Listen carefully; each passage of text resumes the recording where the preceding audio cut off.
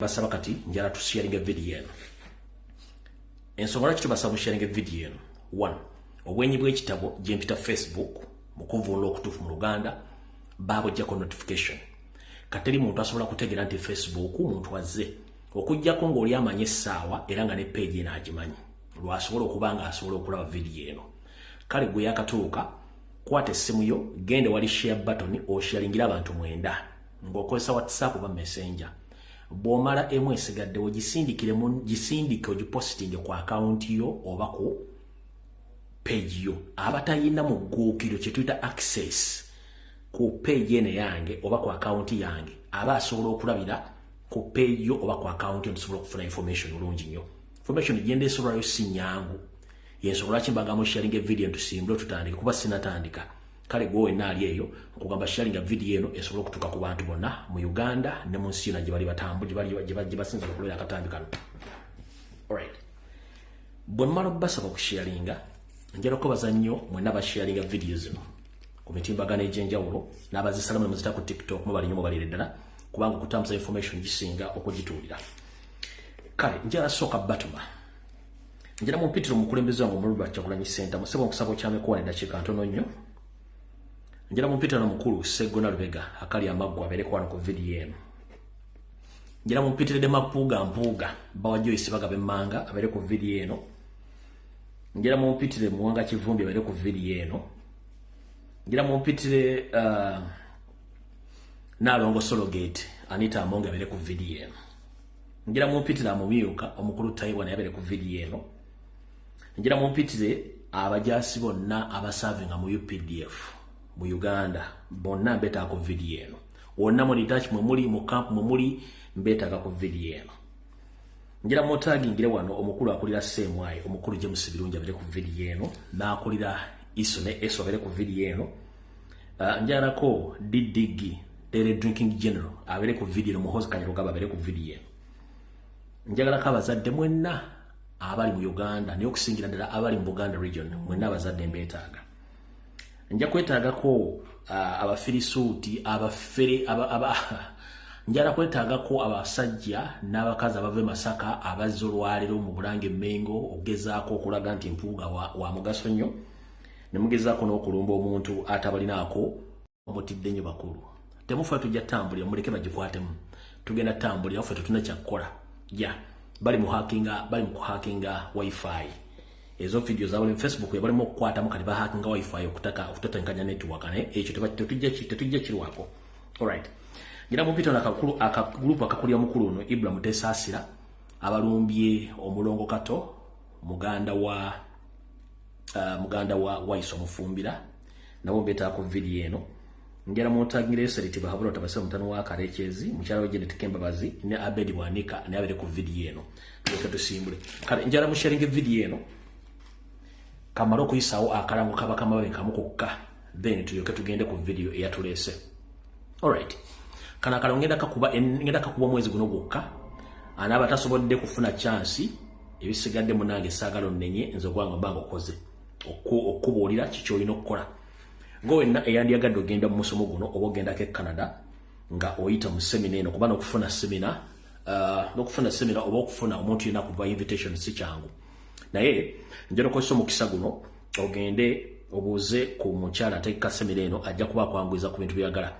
Semina bagita the third annual gender based violence ejjatandikana kuzomwezi 29 ogwe 11 omwaka guno ekumekezebwa kuzomwezi lumu omwezi ogwa December 2024.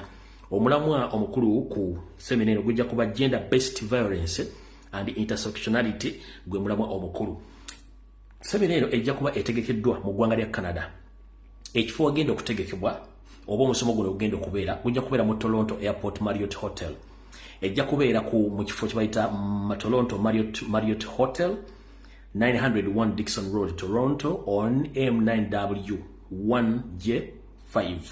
Ng'oyagala okumanya ebisingawo ojja kubira mukyala Doreen Kajumba mukyala mwana Uganda Oluganda alumanyi Oluzungu alumanyi Oluswahili alumanyi n'ennimi endala zonna azimanyi.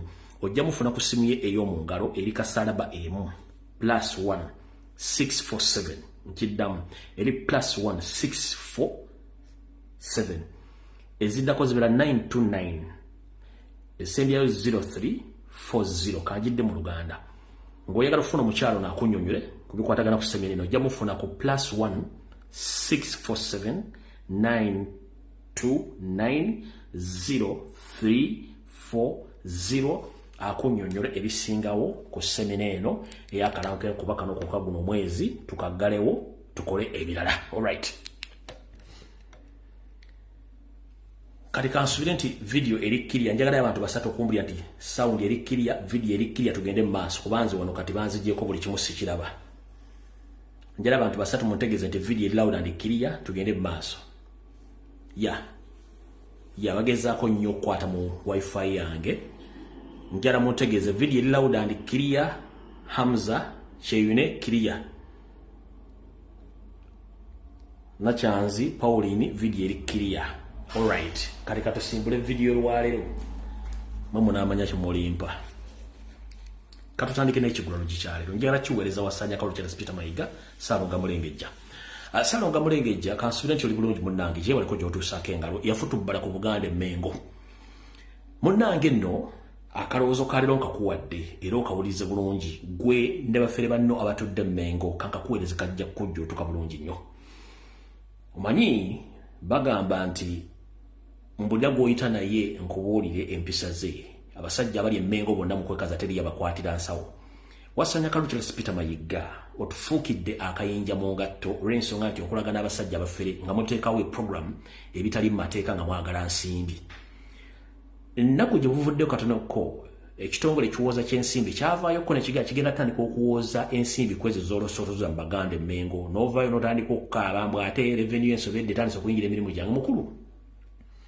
Mu nsi zonna ezaakulaakulana kasita obanga osoloza ensimbi okuva mu bantu kitegeeza olina oziweera omusolo naye gwe bakwata ku jjute n'otandika okuwoloba kati n'akalowoozo ka leero. Tukooya abantu abali emmenga batayagala kwogerako abafere mu kalowoozo ka leero mbuulira gw'oyita naye nkubuulira empisa ze. Okukutana abasajja ababbi era abafere kubanga babakolera ekintu kyengenda okunnyonnyola abantu gye bujjakaawo mu kalowoozo ka leero kiwulirize bulungi nnyo. Njala kunnyonnyola bannayuganda ne bannaabaganda mwena bali mu Buganda. Buli muntu adiringa ne Mayiga ng'oli mmengo manya nti Obuganda obuliddemu olukwe. Omusajja ono atambuza programs ez'ekifere okufunako ensimbi nga y'omuntu. Ennaku zino batambuza ekibooziboozi kya siriimu nti gwe bali mu kulwanyisa bannyabo ne bassebo. Obufere muyinza okulooza nti obufere bagenda kufera buli kimu basobola okufereramu. Njala tegeeza wasanya kalu kya Peter Mayiga leka okubuzaabuza bannayuganda. Siriimu kyekimu ku kirwadde ekitakyakolebwako na conference worldwide. Siriimu bwe bulwadde obutakyatta bantu kubanga bwafunira eddagala era ne ku TV z'ensionakiresi tekyaleyogera ku siriimu. Mwolw'okuba mwamanyira okubba ensimbi nga muteekawo emiramu egy'ekifuula nnenge ne mutandika okubba bannayuganda naddala Abaganda. Nkiddamu endwadde kati ezisinga obukyamu mu nsi yonna kuliko endwadde gye bayita ey'omusujja gw'ensiri malaria. Kuliko ekirwadde kye bayita kansa. Endwadde esembayo obunene nnyo gye mulwanyisa mmwe kennyini nga temwagala nsi egibuukemu ejjanjabwe gye bayita awareness oba obutamanya. Nkiddamu endwadde ziri 3. Kuliko malaria omusujja gw'ensiri, kuliko kansa n'endwadde endala mmwe gye mulwanyisa ereme kubeerawo oba kugivaamu bantu kugivaamu gye bayita awareness obutamanya. Ffe ekyatuleeta ku social media kuno okuzuukusa bannayuganda kubategeeza ensi bw'etambula mmwe mubazza mu katooli okubanyiga baleme kumanya kati kyekirwadde kisinga. Naye siriimu takyali mawulire kuba temukolako na conference tebakyamwogerako mu nsiina kubanga already alina eddagala limuweeza era abantu babeera ne siriimu okuva mu myaka gyonna. Ne mu parliament okumanya bakimanyi nti siriimu takyali mawulire genda mu kantini za parliament kezibe toilet mulimu obupiira bugali empitawa. Kati goboddawo okubuzaabuza abantu nga bafera ssente mugenda kudduka kuba siriimu. Ekyo ekiboozi kyammwe eky'obufere mukirekeraawo. Tukooye abasajja abafera bali emmengo. Y'ensonga lwaki olwanirawo okufa kubanga gweyagala ssente okole bizinensi zo kubanga omanyi nti Abaganda abasinga obungi bwe bafu. Naye ssebo njala kutegeeza ebirwadde biri 3. Kuliko malaria, kuliko kansa n'awareness oba kye bayita obutamanya. Kati mmwe bannayuganda mwali mbatadde mu butamanya nga nawe kennyini wali tomanyi. kwe kutandika okubuzaabuza abantu mukulu mukaloozo kaali mulekerawo okufera abantu temukyalina kyemugamba bantu Mengo mutuviire awo nvuddewo kati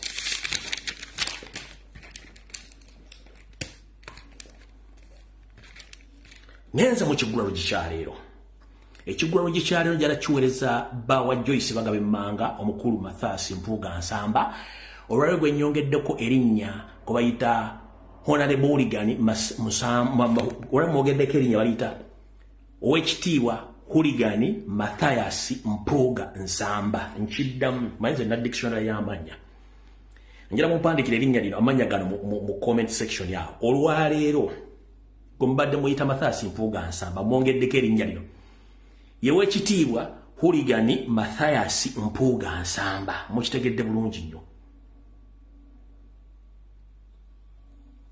owekitiibwa Hooligan Mathias Mpuuga Nsamba nja kubannyonnyola erinnya Hooligan mulimanyi kati ye kennyini Hooligan bulijja kumaba Hooligan kati ye kennyini Hooligan olwaliro mubatizza yewe ekitiibwa Hooligan Mathias Mpuuga Nsamba ba wa Joyce Bagabe Mmanga period bakiwedde awo tuvuddewo katugende mu kiggulalo gi nakyo nkiweereza ka gurupu ke konna mumpulidde bulungi nnyo era kankisumulule bulungi nnyo ensi ekiwulire mbatumeddeko mwenna abanyumirwa ekiggulalo gy'okwetoola ensi yonna kansuubira nti muli bulungi bulijjo mbanyumiza wano ne mbagamba nti wandikola ekintu okulumya omuntu wattu n'owunzika ng'oyambye muyambe ekkiriza gw'osuubira okuba nti ogenda mumulumya ate wattu owunzika oyambye muyambe omuyambe otya mu kiggulalo gikyaleero butyo emyaka gibadde giweredde ddala nga gigenda okukoonoka 3.5 nga nzija mpalabana n'abasajja bano abafutubadde mu kye tuyita parallel state ayina essimu eya buyonjo genda kugolla Moses otekemu ekigambo kye bayita parallel state parallel ennyukuta zolina oteekamu ekigambo what is a parallel state parallel kibeera PARALLEL state STATE bw'okiteekamu kigenda kunnyonnyola kyengenda obbanyonnyola olwali mukitegeere bulungi nnyo naye nga tukyali mu kiggulalo gi kyentandika obutandisi mumpulirize mumbeezeka ku matu gammwe mbadde ndeppukana n'abasajja bano okumala emyaka 3 bweddu ng'abantu baga Lumbuye alabeka munnange Lumbuye alina ebizibu n'abasajja nabaga siina gwe mmanja ate siina mukozi gwe munabyabufuzi nga bonna nze mukama waabwe ng'abantu mumanyi munnange wandikola ekintu okulumya omuntu weppo n'owunzika ng'oyambye muyambe ekkiriza wandikola ekintu okulumya omuntu n'owunzika ng'oyambye buyambe ekkiriza mu kiggulalo gikyaleero ngenda bawo ekifaananyi ekituufu mabaga nti ekifaananyi kyassa ensekere kyagissa kitya oyinza okuba nga olina omutumu gw'enviiri naye ebiseera ebisinga ensekere eyagala nnyo wano mu kiwalaata wano okwetibwonya muno ejje lume ku lusuzu kati mu kino ekifaananyi kyeyagala okufuna w'ogikwata n'ogirabeka kati na kino bwe kifaananye bwe kityo kati mumpulize mu kiggulalo gikyaleero oyinza okwekwekera emyaka mingi nnyo nga bwe nabagamba nti ebyomunju tebitottolwa byokola mu nzikiza wattu biviirayo mu musana ensi neyeerolera era ekyokulabirako ekyamangu kiri wakati w'omusajja n'omukazi w'abafumbo si bafumbo ekibalaga nti babadde n'enkolagana era nga balina ekyama kye batta kwe kuba nti mwakikolera mu nzikiza nga muli babiri naye ate ne wayitawo emyezi 2-3 omukazi n'alagaliza nti afunye olubuto era buli abatumiraga nti ekikolwa ekyo kyaliwo mumpulira bulungi nnyo kabeere musajja mufumbo n'omukazi omufumbo kabeere girlfriend na boyfriend oba omuntu yenna nga mufunyemu enkwatagana ekiraga enkwatagana yammwe obulungi zati sezivaamu lwe lubuto mubeera abiri mu kisenga teri yabaganda tulujja kula livaayo mu sseno lukola ki luvaayo kati ladies and gentlemen emyaka 3.5 mbadde enguluba ne Mathias mbadde enguluba n'owekitiibwa Hooligan Mathias Mpuuga Nsamba ba Joyce Bagabe Mmanga ng'ensi erowooza ndi mulalu naye munnange results zaavuddeyo lubuto ne luvaayo ensi nega musajja ali lubuto ekyo si kyekikulu ekikulu kyekirwa munnange lwali tuli busa owekitiibwa Lup Ompia omukulu Joel Ssenyonyi nga munnange yeeteeka mu ddene agenda mu bulango bwaffe Emmengo okusinkana abakungu baayo omulino mufutu bbaza omukulu wasanya Kalukyali Peter Mayiga Ssalonga Mulengejja okuba nga agula emijoozi egy'okuddukiramu ku mazaalibwa ga Ssaabasajja Kabaka. Munne musajja mukulu George Ssenyonyi yagenze naawo bonna abakkiririza mu nkyukakyuka abatuufu abaddala nkiddamu yagenze naawo abatuufu abaddala bamukkiririzaamu. Bulijjo mbagamba nti omusajja wa NRM batulemeddeko nga mulooza nsaaga abafu olwavuddeyo bulungi bwe bati wayiseewo enfunda ennaku bbiri ne mbagamba olunaku lw'enkya ow'ekitiibwa Huligani Mathaasi Mpuuga Nsamba agenda kuwerekerako Naalongo Sologate Anita Amongi n'akabinja kaabwe bajje Mmengo beevumba akafubo ate munnange era teruliyawo nga terutuukiridde naye weewuunye eyeyita ow'enkyukakyuka teyajja nabali ab'enkyukakyuka yasitukidde mu kibiina kya NRM mwe yazze era buli mwanjula buli kimu kibulimu n'akabinja kabe konna ke tumaze ebbanga nga nkoogerako nti ono munyampi n'oli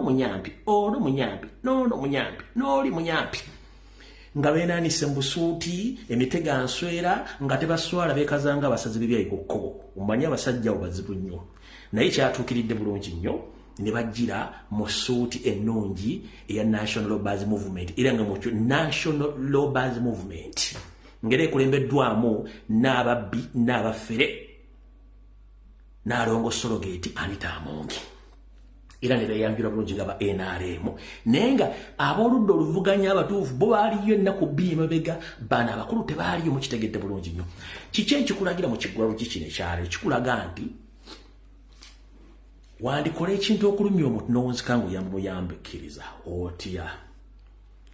De Mpuuga ow'ekitiibwa Huligani Mathaasi Mpuuga Nsamba bwe baamujja mu yafeesi y'obwalopo yanyiiga n'atuggubana n'azimbagala nga ssekkoko emaamira n'agamba kati kambalagireko bwereere nadda mu NRM bulungi nnyo. Kumbe sitaani amusindiikiriza agende watufu gy'alina okugenda teyajja. Okwagala okulumya ekibiina kya National Platform n'okulumya abakulembeze ba National Platform n'abawagizi ate si yakulembedde aba NRM baleete Mmengo nga naye kennyini mwali n'akabinja kennyini batugenda bonna banyampi. Kati okwagala okulumya yejjiddeyo ddala bulungi nnyo obwenyi neyeyanika bulungi nnyo nti bulijjo wa NRM era Haga mwazirabye Simairo mwazirabye buli kimu akirabye naye ekikulu ekiri mu byonna mu kiggulalo gye kyaleero eryokanga neetonnya ne tulaba ensisira bwe zenkana emyoyo. Wandiyagala okukola ekintu okulumya omuntu n'owunzika ng'oyambe ekkiriza. Bwe yagaana okujja mu opposition entuufu nga George Ssenyonyi azze n'alowooza nti ye bw'anaakola kino agenda tulumya kumbe agenda kweyanika misana ng'enseeraba. Ekyokulabirako kyekiruwa ekivuunulwa omwami ono bwe bamaze okweyanika nga n'abatulege amaze obbaanika nti ba NRM baatudde mu miti baga nti tweyiye amanda mu mbugo tukoze tutya okugjawo ekintu kino. De Mpuuga ow'ekitiibwa Huligani Mathaasi Mpuuga kwe kutaayaaya n'anoonya buli wamu wagenda okujja abantu abatonotono bajje enkeero lwaleero bateekewo ekintu ekyefaanaaganyiriza nti abantu b'Emukungwe nabo mu constituency y'ono munne omulala Sseggona mbu nabo bazze kugula t-shirt za misinde okubikkiriza kiri. Nabagamba nti omusazi w'ebyayi ku kkubo bw'omukanga ebiseera ebisinga tayinza kubikka byayi bye basaze. Kati bano bafuye okulaba nga babikka ku bye basaze olwenge nga bali bamaze tusalira ddala basimaso egganga walisalidde ebyayi beeyambudde. Kati ekyabaleese wano babadde babikka ku kiri ekyeba expose nze nti olwedde nti ensi yategedde nti wa NRM mukyalina kyemubuuza kyembagambye nti wandikola ekintu okwagala okulumya omuntu n'owunzika ng'oyambe muyambe ekkiriza kikibadde ekiggwalo gye kyaleero. Vidiyo egenda kutandika. Tutandikiddewa katutandikire wano. Buno obubaka bukulu nnyo era kambogere nga ndi mukkakkamu. Amanya gange nze Lumbuye Fred ekekemeko ali omusajja Munnayuganda ataliko wadde akawooza. Buno obubaka njala bugenda eri abazadde mwenna, abasajja n'abaami, bajjajja basenga bakojja, abakuuma abaana wonna okwetoloola mu Buganda. Nziramu bakwira omulago gutakungula okubategeeza nti mmwe ebiyita ekiro ne kabaka yeetikka naye nga temukimanyi. Nziramu bbaga nti waliwo enteekateeka namutaayika y'abamagulu meeru nga bakozesa Yoseriti Bahabulwa atulinako obusungu obw'ettumbiizi okutukendeeza okusaanyaawo okuva ku muti omuto mpaka ku muti ogusembayo.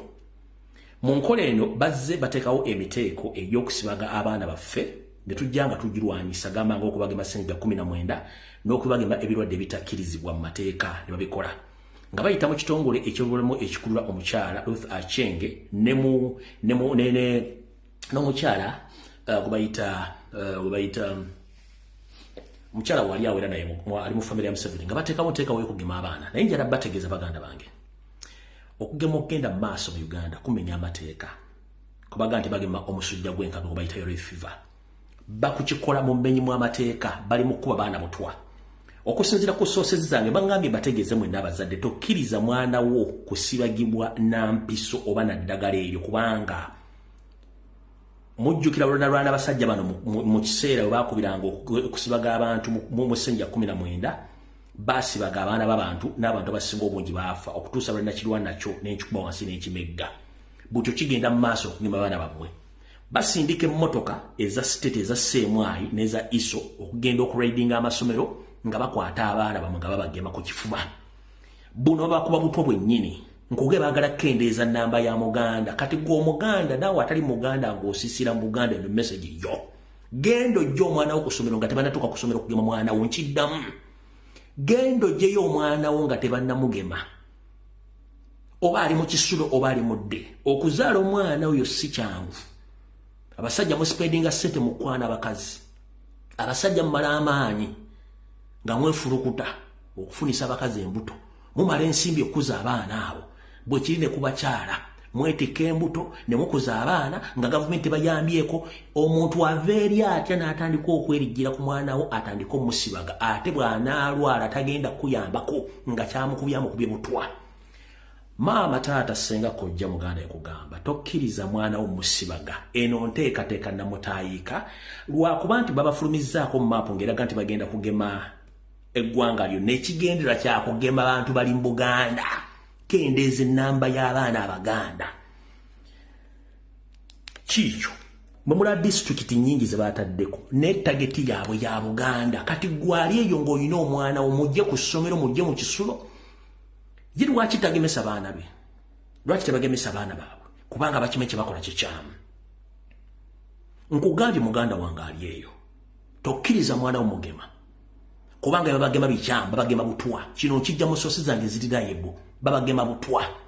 Kati ebiddako gwono omanya kubaana basobodde okuba kuba nasomesa ekyenjagala kye bayita awareness. Nkusomesa abantu beebereremu. Abaana basobodde okuba nga batambula kyalo ku kyalo gye basangidde ka video akagenze viral ke mwalabyeko na wanuka kabazanyireko. Zino ze motoka eziwamba abaana baffe abankyukakyuka kati ze ziri mu kutambuza abasajja abatujju abayita abasawo abakuba abaana empiso. Ayo drone abantu abajigiddemu bambadde obutawu bwa orange, bambadde obutawu bwa orange, number plate yeyo bambadde obutawu bwa orange. Bajja bambadde obutawu bwa orange bajja bagamba abantu okwegemesa. Naye nze information gye baŋŋambye omusawo aŋŋambye n'aŋŋamba tokkiriza abantu kwegemesa. Aŋŋambye tokkiriza abantu kwegemesa. Bategetinze nnyo ghetto. N'agamba bategetinze nnyo ghetto ku myaka 27, ku myaka 27, myaka 28 batta okuva ku mwana w'omwaka ogw'ogumu. Eddagala lye baleese nkiddamu eddagala lye baleese ddagala litta abaana abato, litta abantu abakulu, litta like somehow.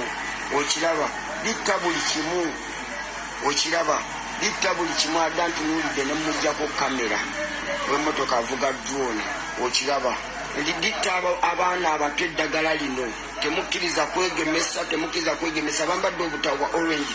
Omusawo akiŋŋambye n'aŋŋamba nti tokkiriza abantu b'okwegemesa. Eddagala ery'okwegemesa B eddagala eryokwegemesa B litta nangamba bw'oba oyagala okwegemesa jangu nguteeke buteesi mu sisitimu naye teweegemesa nangamba jangu kuteeke buteesi mu sisitimu naye teweegemesa eddagala B. Akoddira mu luyimba talunyumisa. Bw'omanyi omwana bw'afunika wakuzibwa kikkakatako okukuza n'okuprotectinga omwana wo. Bw'obanga abakowadde baleke bageme naye nze bakubira omulati mukkiriza abaana basibaga. Awo tuvuddewo ndowooza mu butongole akatambi kakatandike ow'omutima omunafu ndowooza ojja kuba onsonyiwamu kubanga vidiyo egenda kubeera ku sipiidi ya yiriiri. Okusookera ddala kansoke empisawo nakano. Kansoke empisawo security alert bbiri zino tugende mu maaso. Esooka egenda mukulembeza nga Robert Kyagulanyi Center mu nkulamusizzaako Muganda ekansibi nti oli bulungi.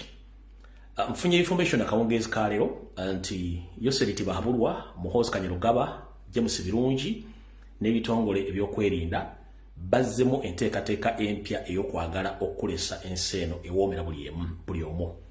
Kino bagenda kikola batya?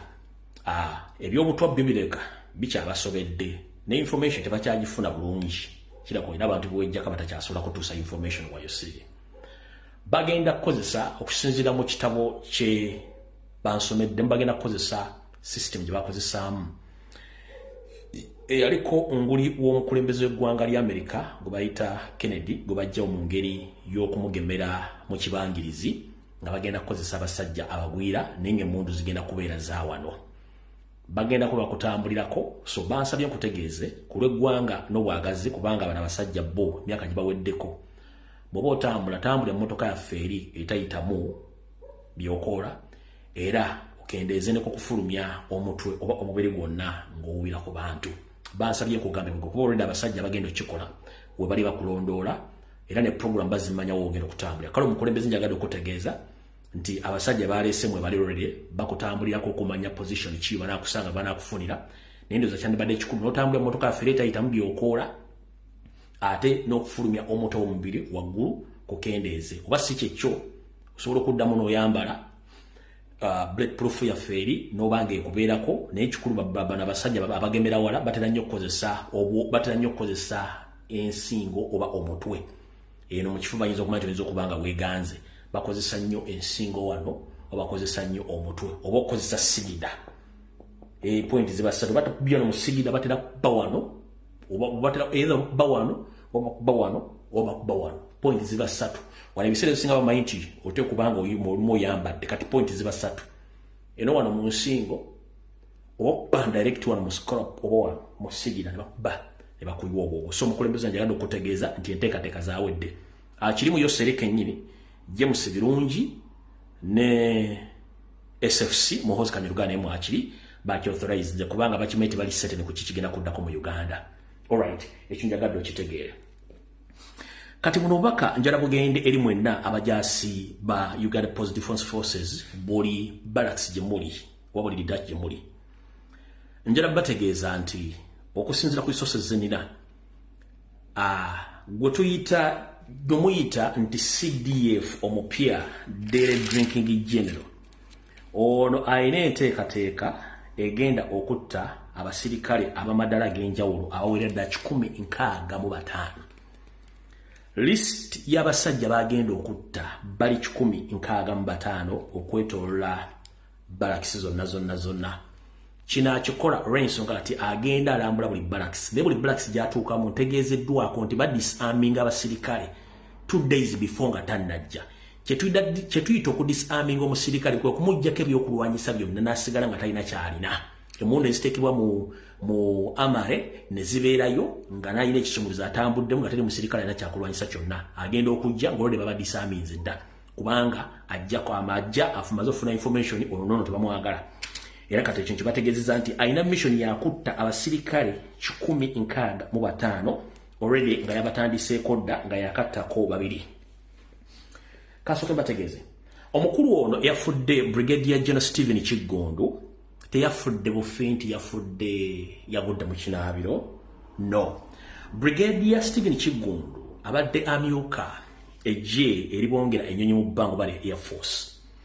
Abadde mu magye ga Uganda emyaka 47 ng'asaavinga era y'omu ku basenior army officers abadde bawakanya enkola ya DDG n'engeri gye badde bamukuzaamu. Ono abadde era awakanya n'ensasula y'emisala gy'abasirikale okwetoola eggwanga lyonna nga Muhoozi amulumiza okuba nti abba ensimbi n'azikolamu ebibye. So omukulu ono basse motto olw'ensonga nti famire ye abadde tabeera nayo. No, nkiddamu. Brigadier General Stephen Kiggundu atabeera na famire ye. No. Era kyova olaba nti UPDF yasoose nekola statement esooka. Bagenze okulaba nga statement egenda baswaza ne bakyusa statement. What bagambye? It is with deep sadness and heavy hearts that the Uganda Post Defense Forces inform the public the untimely dismissed of Brigadier General Stephen Kiggundu, Deputy Commander of UPDF Air Force, which occurred in the evening of today, the 31st of March 2024, at his residence in Entebbe. Gyabadde tabeera na muntu yenna. Bagenze okulaba nga tekimaaki ng'olw'ensonga omwami ono baatuze mutuge DDG ya mutuze era nga kigambwa nti emikolo gyonna yagimukoleddeko mu bitundu by'ekkoolo okusamiti view waggulu gy'atera okutugira abantu be. Eno baaleseyo muleete.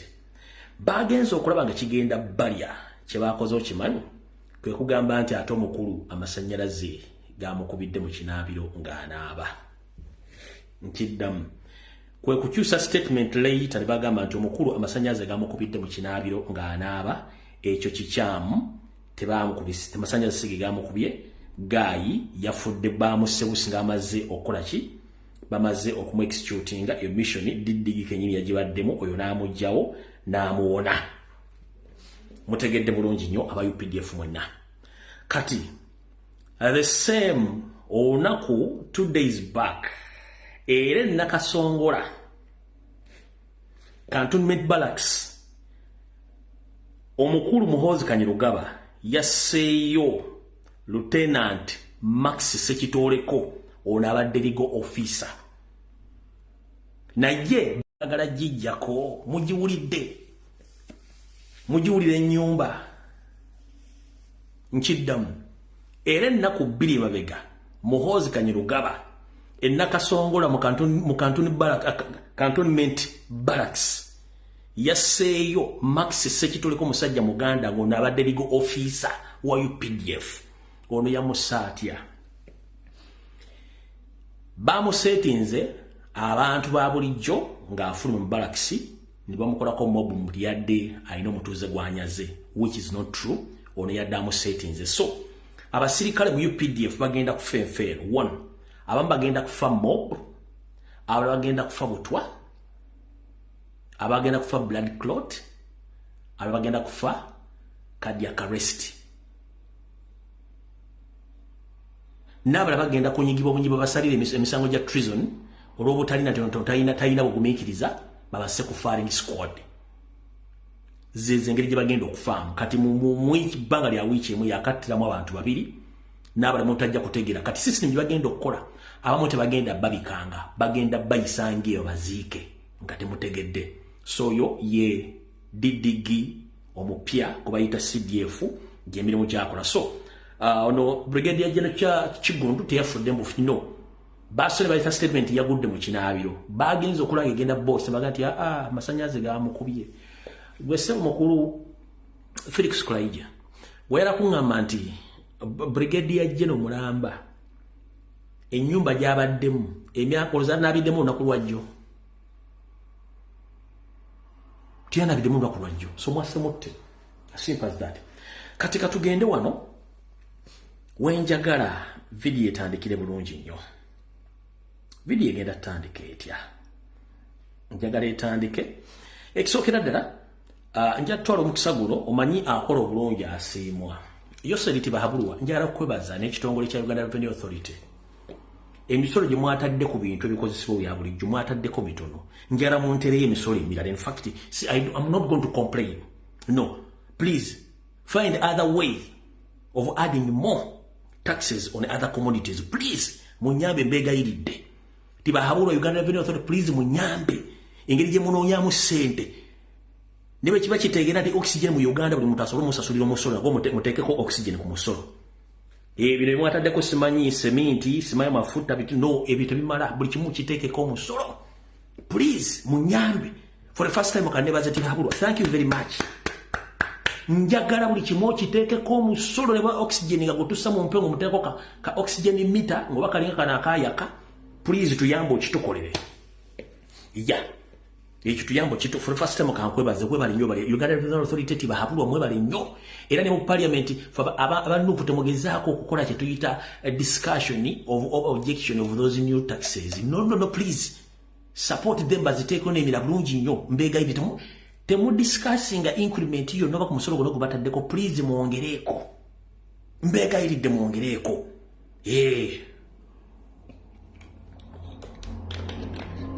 kabere sabuni muteku mitwalo 10 no problem kasakete ko munyi bakagera ku mutwalo no problem enyama gende mu mutwalo ebiri no problem please munyambe njagala mu kinkolera bulungi nnyo amaduka oba ne VAT mwongera kati abere ku 30% no problem buli kimu tuyambe bambe mutuyambe kontene wabende sasula milioni 3.5 egere ku mituko egende ku bukadde 3.5 mutuyambe bulungi nnyo babujja mu mutukozo bulungi obwenkande dawo bambi I'm very happy for that. For the first time kankwebaze webali nnyo bali ddala jonna giteekeko nga bw'ojagala awo tuvuddewo nalo tuvuddewo bulungi nnyo alright kati tugenzeewa tusookerewa wa Mpuuga de Mapuuga okay kuba mwagala Bwetu sokera wa Mpuuga de Mapuuga okusokera ddala anjala kusooka okwebaza nnyo mukulu kato waiswa omulongo wa muganda ffe waiswa mufumbira njala okubaza nnyo ng'omusajja omuyigirize webale kubeera musajja mukkakkamu ensonga n'ozikwata bulungi nnyo zino enkwezenge ne n'oziswaza abalabeka video kano kagenze viral Mpuuga de Mapuuga yakozesezza abasajja be okuva e Masaka bengedde baako information ayi nabo mbalabule mukulu Ibra sekituleko ne group yo never ever again okuddamu okumanyira omuntu yenna wa national platform kubanga with the moment kasokola mistake fetu profiling a family yo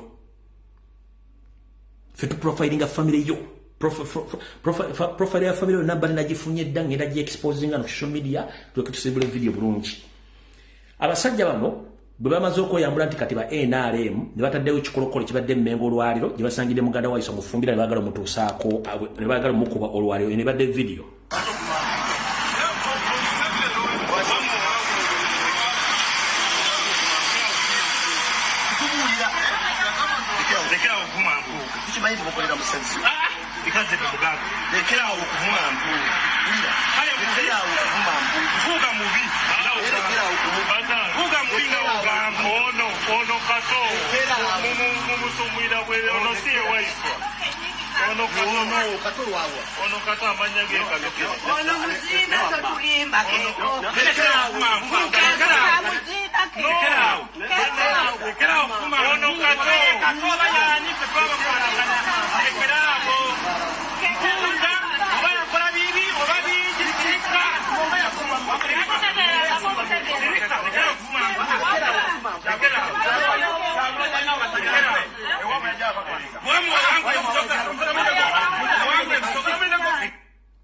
kati omukulu we mulabadde yekalakaase nnyo gwe bayita Ibrahimu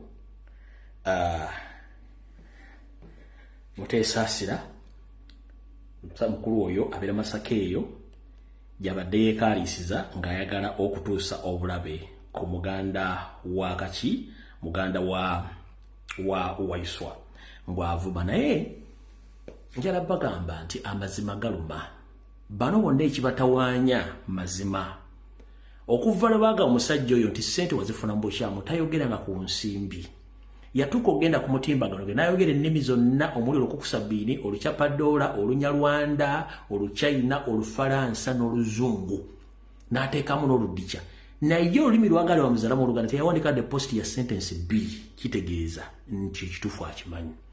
Bamugamba yogera ensimbi obukatazogerako adda mu kutandika kwogera bigwe bitakwatagana ng'empale za Museveni. Kati mukulu Ibula Muteesa asira tokiddangamu okuddamu okukwata ku muntu yenna ayogedde amazima kubanga gwe toli wa mazima.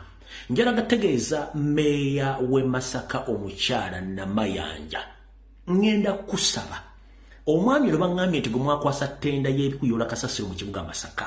Ttenda eyo mutenda eyo mukulu Mpuuga mukulu w'ekitiibwa Wuligani Mathias Mpuuga Nsamba yeeyisamu ttenda eyo. Era abantu be Masaka badde bandipootingira dda nti obufeero buli mu kuyola ebisaaniiko. Bambulira dde omuvubuka ono nga nkyamunoonyaako information ne kati mutegedde Mpuuga gwe yafunira ttenda ey'okuyula kasasiro mu Masaka ye nannyini ttenda eyo. Kati olw'okuba nti omwami ono Mpuuga nyamufunira ttenda ate nga state agent state operative alina obuyinza obw'okuba n'obulondoola n'okuwamba abantu yabadde amanyi nti fe tugenda muviirako awo. Mukulu gyebaleko kansubire nti oli bulungi. Abeebwala bagamba ki gy'osinzira okutulugunya abantu kati tokiddangamu n'omulundi n'ogumu kuba ffe tukola profile. Kitaawo omugenzi Hussein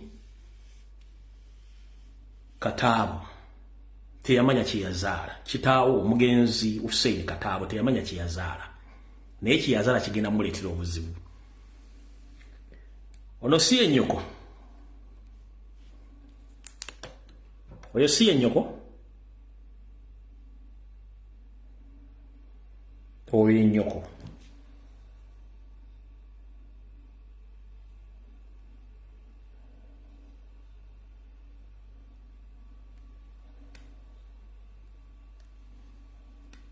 Oyo si ye mwannyoko.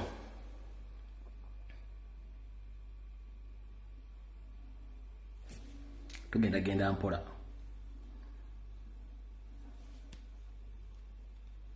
Oyo si ye muwalawo. Oyo si ye muwalawo. Genda mpola.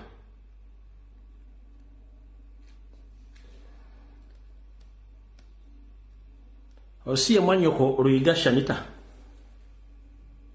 Oyo si ye mwannyoko Luyiga Shanita. Si oyo. Genda mpola. Genda mpola. Munna genda mpola. Oyo si ye mwannyoko Luyiga Shanita. Genda mpola. Nja kuwa information wano ojja kutya. Eno si ye family mukulu. Oyo si ye family mukulu.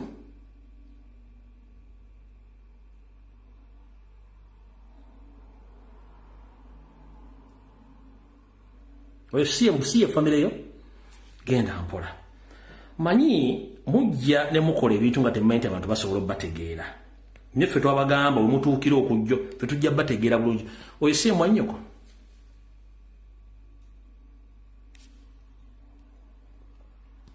Si oyo. Ogezanga n'okuba ku muntu yena ow'enkyukakyuka. Si oyo. Anti olaba akabana akajjudde si oyo. Mwambala amakanzu moze tujja bafuna kuva ku empaka ku zeeti. Tujja bafuna. Kati omanyi mmwe tetwagala bakwasa kyejo. Gukola bukozi fujjo ku muntu.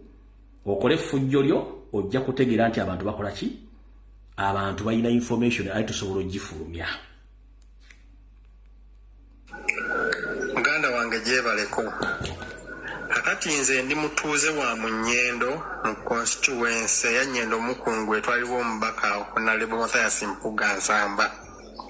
Ndabye obutambi n'ebifaananyi obufulumye obulimu abavubuka bemmanyi obulungi abatuuze ab'omu kibuga Masaka nga batiisatiisa Kato muganda w'omumyuka w'omwogezi waffe Alex Waiswa Mufumbiro.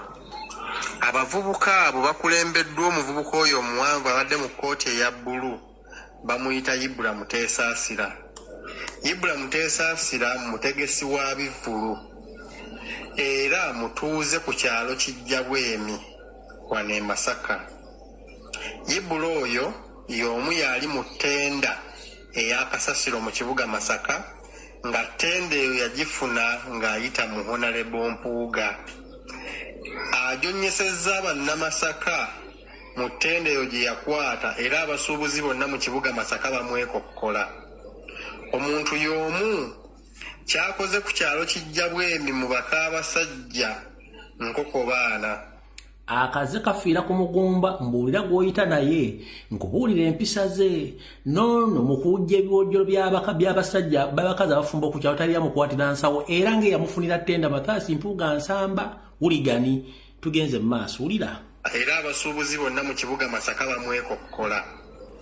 Omuntu y'omu kyakoze ku kyalo kijja bwemi mu baka abasajja nkoko baana. Nakati wenjogerera alina omukazi w'abandi gwe yakabba ekijja bwemi era bali kabwanango n'omusajja gwe yamubbako.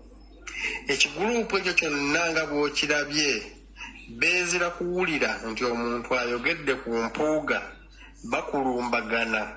Nange kennyini bankubira amasimu nga nina akatambi ke nakola ne nkassa ku TikTok ne bankubira amasimu nga bantiisatiisa obutaddamu kwogera ku Mpuuga. Era oyo Yibula yennyini ye yankubira essimu nga ntiisatiisa. Kati ekyo ekiguruupu kyonna nga bw'okiraba bwe bamanya nti oyogedde ku Mpuuga, ndabyemu n'omukyala aseekakasa linnya lye nja linoonyereza naye ye kansala. Bonna ekiguruupu ekyo bazibu nnyo nga bw'okiwulira. Kano njagaddeko nkaggamberwako kuba kayinzako okundeetera emiwunyo. Oyo omuvubuka y'omu ku bantu abaagenda eggulu ne basisinkana Genosali Musale nga bali ne Abitex era y'omu ku baafuna ssente ez'abategesi b'ebivvulu abaafiirizibwa olwa COVID. Era ebbanga lyonna abadde ng'agenda eggulu n'asisinkana Genosale. Kati abaagala essimu z'abakulu kuno okuli simanyi Seppiriyo simanyi Mukasa neyono Ibula Mukasa Muteesaasira zizino wano wammanga sooka wandike eya Ibula Mukasa. Eya Ibula Mukasa oba Ibula Muteesaasira eri 075 mukaaga emirundi 3 4 5 4. Eyo ye namba esooka eya Ibula Muteesaasira giwandiike. Wandikawo mangu. Eya Ibula Mukasa Ibula Muteesaasira 0756 666 3454. Giwandiikaawo njagala mu giwandiikaawo mangu tugende. Obudde tulina butono. Okwe onagimaze kabza agimaze yiyo eya Muteesaasira oyo ya Muteesaasira Ibula. Mumukubira essimu mpaka bulana ulira nga atuya n'ebigere oyo. Kati tugenze ku yakusipi oli kali akala kabadde akampi akajjeko enkofiira akampi akalinga kufulegula ka buyonjo simese Seppiriyo Mukasa eri 0758 92 9941. Eno yakano akampi akalinga kufulu ka Seppiriyo Mukasa eri 0758 92 9941. Juandika utugende. Obudde tulina butono. Obudde tulina butono tugiwandiike mugiwandiikaawo. Aha, esembeyo ya Seppiriyo simba Seppiriyo bano Seppiriyo manyi mu lumbera Sembusi. Seppiriyo mu lumbera Sembusi kana akampi akalige kufulu ya kabuyonjo kati akakajjeko enkofiira. Eyo ye namba yako 0758 92 9941. Kati mubavubuka mmwe kansoke mbagambe gwe ne mukama mmwe Mpuuga. Bemba mwetaaga lutalo tusobola okubaletera ku lujju lwammwe naye si yenkola president waffe yatutendekamu yatugamba ensonga ezitalina amakulu makulu naye bomba oyagala olutalo nga balulangiridde ffe tutukola ntalo nga tebalulangiridde muyinza n'okudduka mu maka gammwe. Ekyo nkibabuulidde. Bemba mwagala lutalo nga mwagala duleta ku ground mu maka gammwe. Eno mwadde muzize Kampala nene ye mwa tusobola duleta mu constituency ne Masaka wennyini.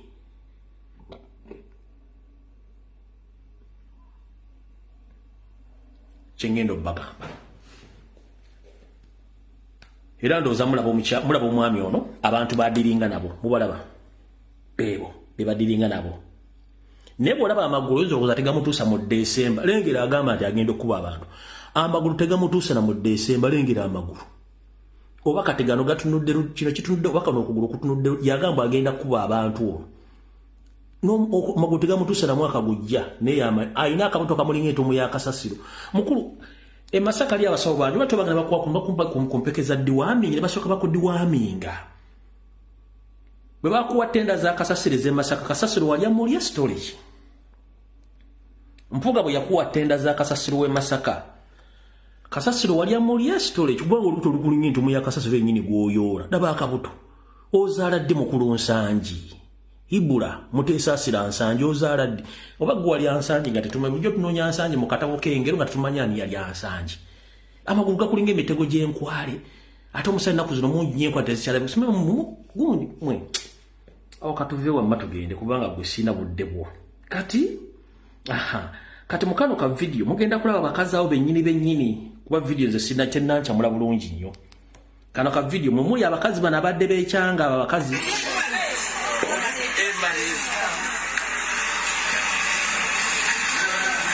abo bebadde bageza kuba owaswa bano abo balaba oyo noono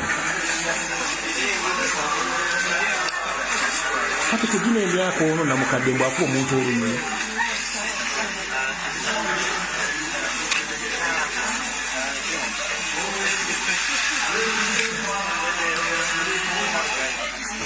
kati beebo nno munnange ade bagezaako okukola effujjo ebifaananyi ebisinga obungi mwabira tetulina budde bwe tugenda bateekako katugende mu maaso kati bulijjo waliwo ekintu kyembagamba kyenjagala mutegeere nabagambye mu kiwandiike nga tutambula nabagambye mugende mugola Moses nga mukoze essimu zammwe ezabuyonjo waliwo ekigambo kye bayita parallel state kiri PARALLER state STATE okisome bulungi ojja kitegeera bw'ona okitegeera waliwo ngenda okunnyonnyolera otegeere bulungi nnyo abasinga obwennyina bagambye nti Mpuuga yawedde dda n'akabinja ke.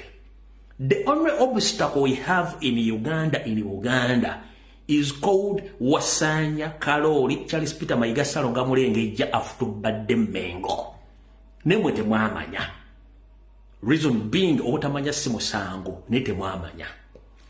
Salonga Mulengejja Yoseri yamuyambako n'amukolera kye tuyita parallel state alina ensi ye gy'afuga. Mu kino they agreed tontambalanga nange sikutambaala. Yensonga lwaki nti ono ali mu Buganda n'akabinja k'abanne abafere nga teri MOP ali mu Buganda ayogera ku nsonga zikwatagana ku bantu ba Buganda. They agreed mu parallel state Museveni ye kabbe kate kawambe kati mu creatinga parallel state yeno Museveni gye yakuliyetingira Mayiga. Mayiga yamugamba nti na obstacle emu ya moteri. Museveni ayambako Mayiga ne bakwata Ssaabasajja Kabaka ne bamuteeka under house arrest. Bali baagala na mujjawo. Nobody knew apart from me. Ekyo bayita parallel state. Ono baamukwasa ofuga ekitundu kye n'abakiri bonna nga abakontrolinga. Kye bayita parallel state. Nga basobola okukola emivuyo nga teboogedde ku kintu kyonna kya Museveni kyakolako. Museveni nga mwe mukole mwagala okukola as long as temwogera ku parliament yange, temwogera ku buli bwanguzi, temwogera ku kibbattaka, temwogera ku ssente zibbibwa, temwogera ku kikyonna. Nga bo Museveni akola ebibye n'abali mu Mengo mu Buganda bakola ebyabwe nga teryayogera. Mwena mbadde temukirabangako nga temukimanyi. So we are under or we are ruled under a divided nation or state. Ngeno emengo waliwo gobatekangawo bamutekawo kati ng'alinganga tumuyite tutya governor mu parallel state gye bakuliyetinga. Kati the owner of the state ya Buganda yali Kabaka ne bamujja muteka under house arrest ne babo seizing. Kabaka was seized. Mayiga na taking a control. Ekyo mbadde temukimanyi kyobala ngati bado tuba tumaze ono Mpuuga katulina kuddako Mayiga okusevinga kabaka okusevinga Uganda n'Obuganda kyovola okuva Katikkiro yasembayo okufuga dali muliko lwavaawo ne bakuliyetinga parallel state Mengo anda Mayiga mukole bimwagala mubba amataka musaanye buli kimu nga naffe eno tubba esibizo mu musolo tuwamba tutta teri kwogerako kati ye Mayiga omulimu gw'omukulu baguyita deception genda mugola Moses otekemu ekigambo kibayita deception kwe kuguza ekintu ng'olooza kituufu nga si kituufu ng'akusigira ekifaananyi Kabaka webuli era Ssaabasajja Kabaka alamula tudduka emisinde naye nga Kabaka kati niye yanyiiga atandise okuva mu events zimu takyagala zijjamu okulaga public nti waliwo ekiriwo ekitambula gwe genda mugola Moses kimu kibayita parallel state ojja kakasa ensonga yino wano mwenna mwalabye video ezadde zitambula ku social media naye mulina kye mutaawulidde kyenjagala muwulire mu kavidiyo kano kengenda okuzannya nga n'abatulega amaze okujja Mengo mulina kye mutaawulidde kamala bazanyira kye mutaawulidde mu kavidiyo kengenda okuzannya ku bintu biri kuliko kye baayogedde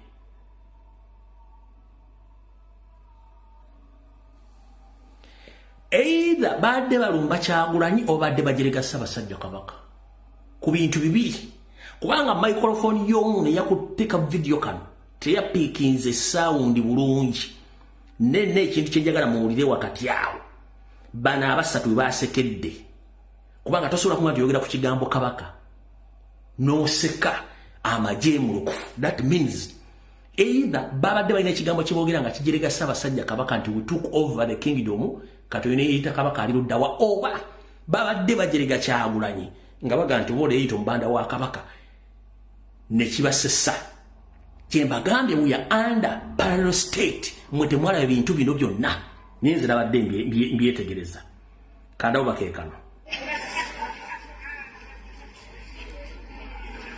eno kali kadde kaddakiika ntono nnyo njagala kabalaga wano kuba basinga obungi temwakategedde kaakano njagala mukawulirize bulungi kamaleyo volume mugenda kulyamu ekigambo kibayogedde Kabaka ne batumbuka ne baseka obateekano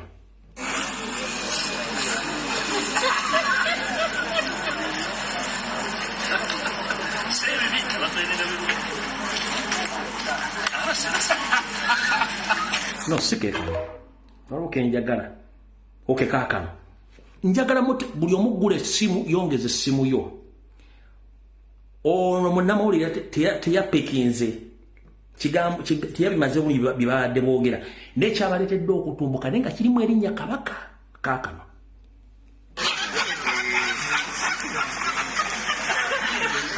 lindako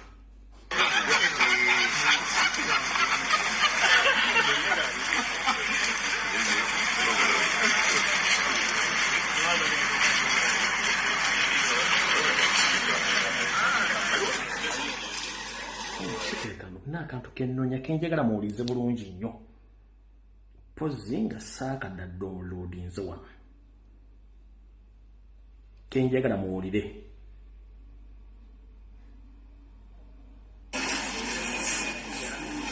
wait a minute mulinde katono njagala kenjagala kisinda kafuna kenna downloadinze wano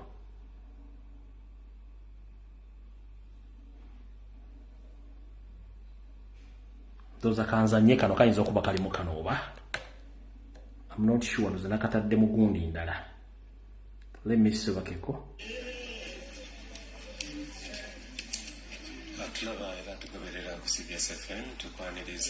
mumpe mu dakiika emu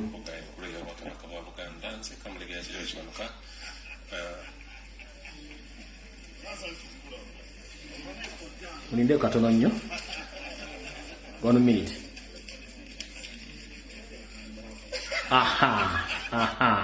all right kaakano njagala muwulirize bulungi nnyo ewantu wano oyo nga zze wulira bulungi nnyo wulira awo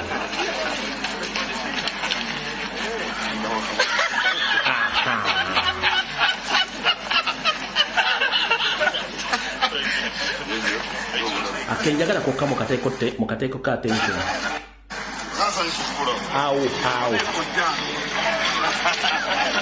awo webagatidde emitwe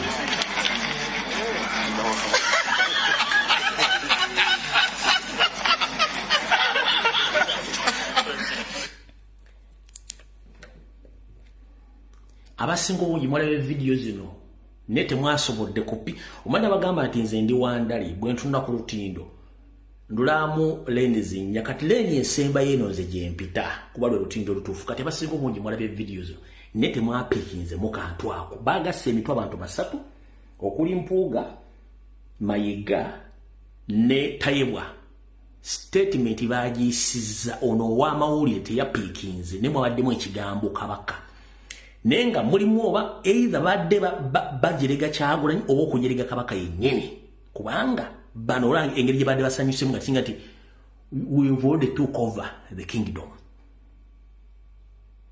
naye nga either badde bagamubanda wa kabaka nga bamujerega nga bajerega Kyagulanyi oba okujerega kabaka yennyini indirect nekibaddeeta okutumbuka okuseka so kyembage nti mwegendereze nnyo nga muwatchinga video zino kuba abantu bano ebintu bakola babimanyi bulungi nnyo awo ndoza mutegedde bulungi nnyo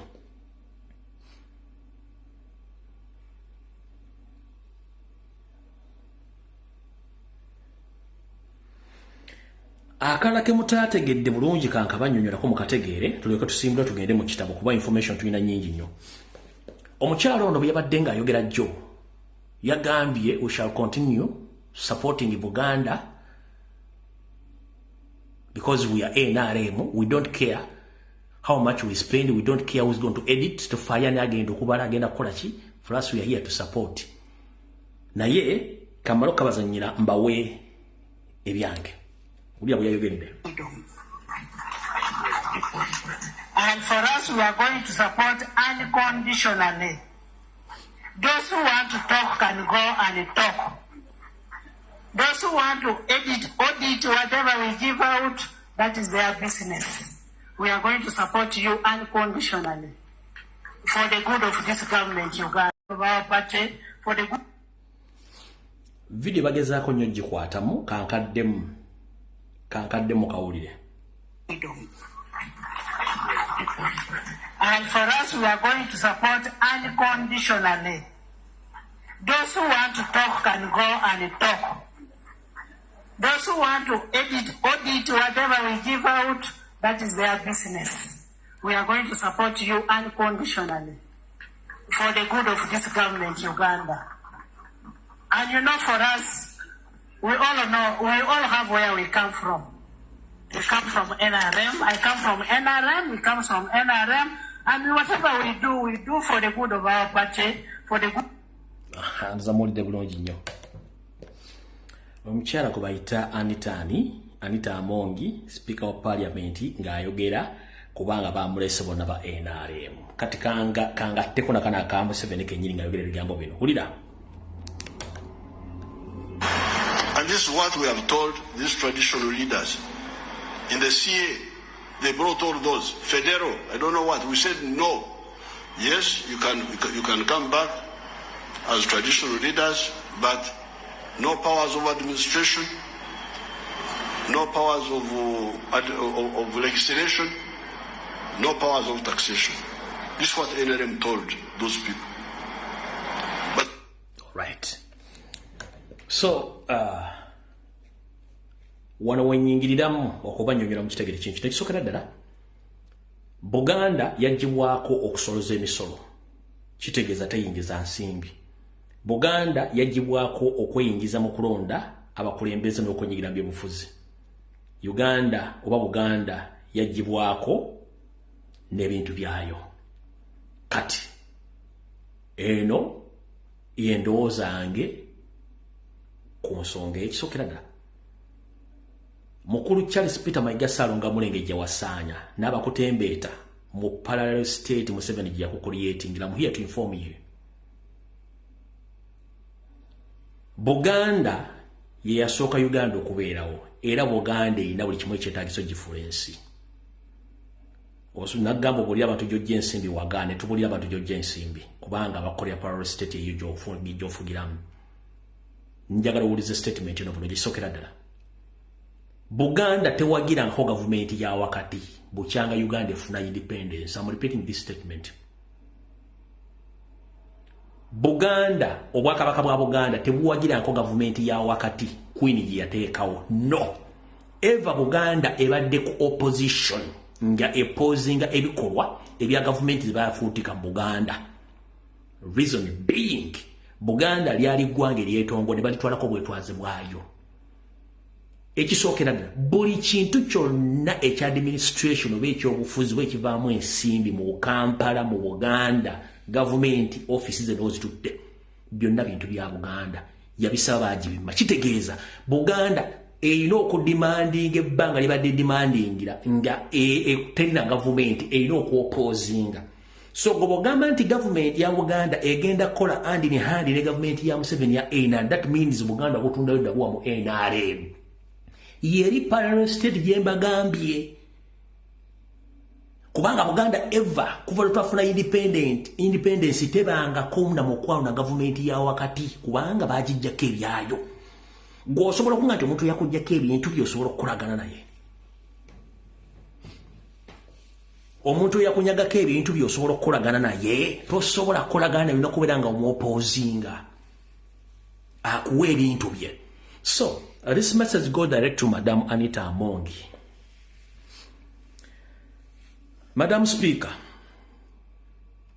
thank you very much for your kind words which you uttered when you visited Bulang'Emmengo. But I'm here to inform you. Buganda was there before you, and it will after you. You came bragging around that you will work in hand and supporting Buganda. Buganda doesn't need support. Buganda owns billions of money from the central government. I'm repeating this statement. Buganda owns government billions of money because 99% of the properties which are used by the central government belongs to Buganda Kingdom, including where the parliament is right now, including the two state houses, the Entebbe and Nakasero, the big universities, all courts of justice, big schools in Kampala. What does your government have? What does your government have in the hand? What do you have? Nothing you have. So, Buganda doesn't need your support.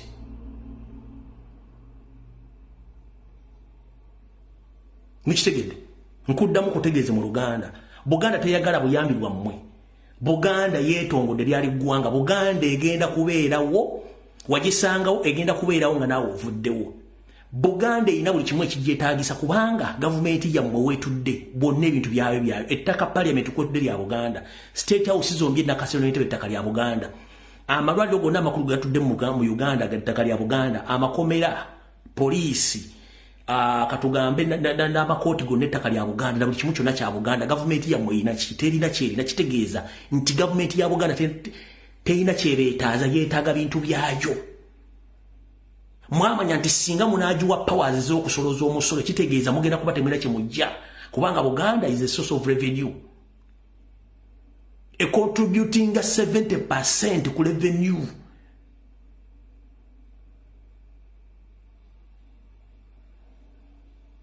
Kati olw'okuba oli corrupt official, you are dealing with the corrupt officials in Mengo. Because birds of the same feather flocks together. That's why you came bragging around as if you are talking to young kids. Tuli bantu bakulu tutegeera. Tulina okwogera airport y'Entebbe ya Buganda, ettaka kwetudde ya Buganda. Damu zonna ziri ku lubalama lw'ennyanja Victoria zonna za Buganda, tewali kye mulina. Okitegeera kati mulina kye mulina temugenda tuga temutumanyi temujja tumanyiira. One, the reason as to why you came to Bulang'Emmengo, it was to cover the dirty linen of Mpuuga. You know it's you, Tayebwa Museveni. You are the big corrupt officials in government in Uganda. So you had to come to defend your corrupt colleague in Mpuuga because he failed to explain the 500 million shillings. As you failed to explain the per diem which was given you by the parliament, including Itayewa. You failed to explain, or you failed to give accountability on the per diem you get, and the other money which was sent to your staff members in the parliament. So you failed. So you came in Mengo to defend Mpuuga. Wazemu Mengo okubikirira Mpuuga. Kubanga mubbi munnamwe. Gwe na tosobola buchango obeera tosobola kwogera ku milioni 5 Mpuuga azefuna ate nga go speaker parliament. Mpuuga kenyini gwe mwasindika agano kusogera. Mayiga futubadde Mengo tasobola kwogera ku milioni 5 okujjako okudefendinga wano nga defendinga ku defendi. Ekikola kimwakoze kyabadde kujja kulaga Buganda nti you are still with Mpuuga kubanga mwenda muli babbi. Lubega mufere mubbi. Mpuuga mubbi. Mayiga mufere mubbi. Anita Amonge mubbi. Taiwa mubbi. Let me tell you, ladies and gentlemen. Buli muntu yabadde mu mukolo ogwazze Mengo nga Anita Amonge mubbi bonna babbi. So omubbi era kulembera mubbi munne. Yesonga kimuze mu baaki Mpuuga. Njagala muwuliriza akasajja kano. Sinakwata mu kitabo munansonyiwa. Njagala muwuliriza akasajja kano.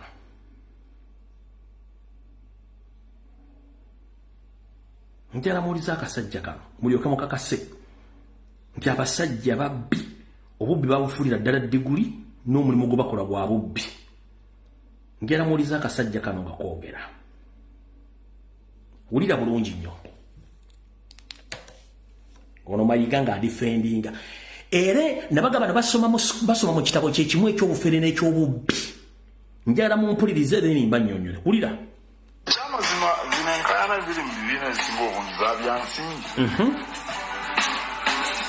Bw'otunuulira kati olutalo lwe tubaye twogerako NUP lwe balina. Mathias Mpuuga oba bamuwa akasiimo oba tebaakamuwa si kyekikulu. Naye ssente z'omuwi w'omusolo mu paalamenti tuzifunamu kye tuteekeddwa.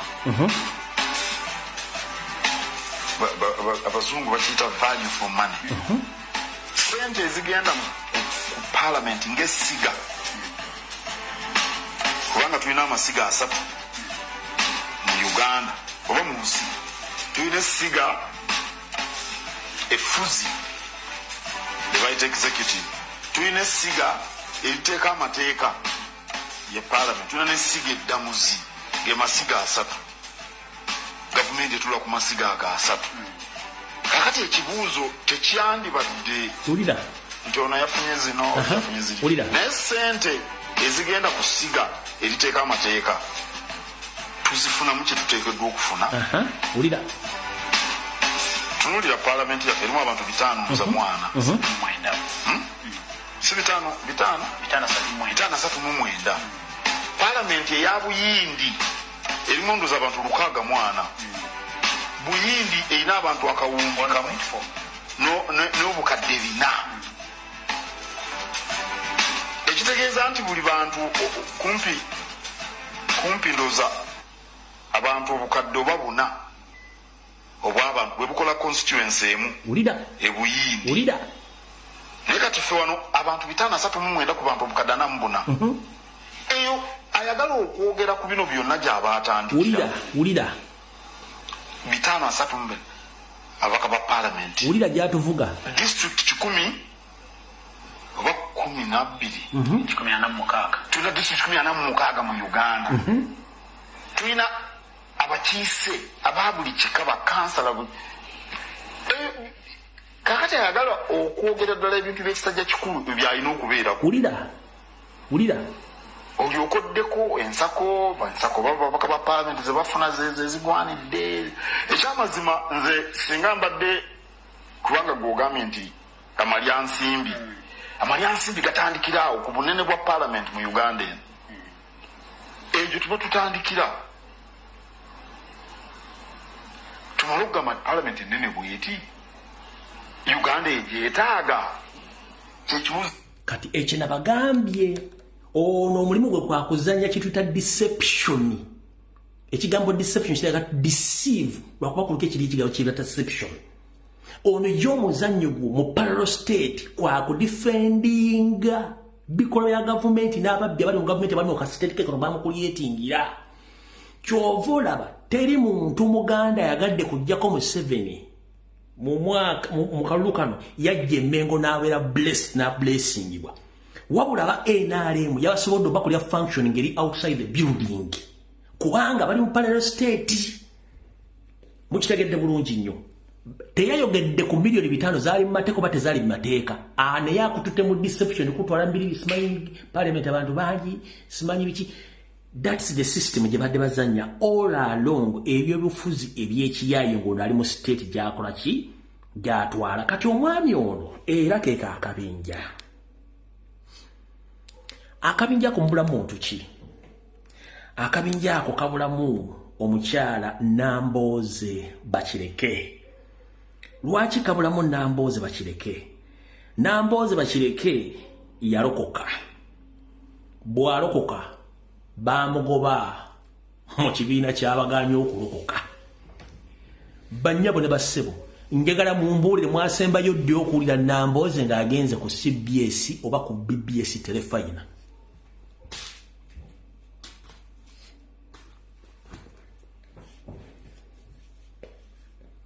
Nambooze bwalokoka mwasembayo ddi omuli ogenda ku CBS oba ku BBS telefayina.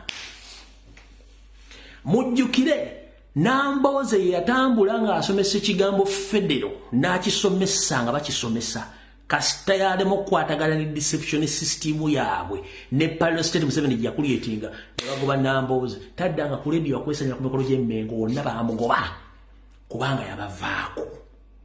Okitegedde bulungi nnyo yabavaako. Kati omukulu ono apulaizinga ababbi banne bano abali mu mmengo n'abali mu gavumenti ng'aprotectinga ekintu kyabwe ekya parallel state tegyembagambye. Kati ngenda bazanyira ka video kano mbaddizeyo history gwe nina mu ngalabi yange ngenda kwambula Mayiga n'akabinja kamujja tutegeera. Wuno wano ng'agezaako ku defendinga banne. Ababiri bano baali bagenda mu byobufuzi. Nze omu ku bantu abaasooka okumanya era nagezaako nnyo okubakugira bano nagezaako nnyo okubakugira nga ndaba bato nnyo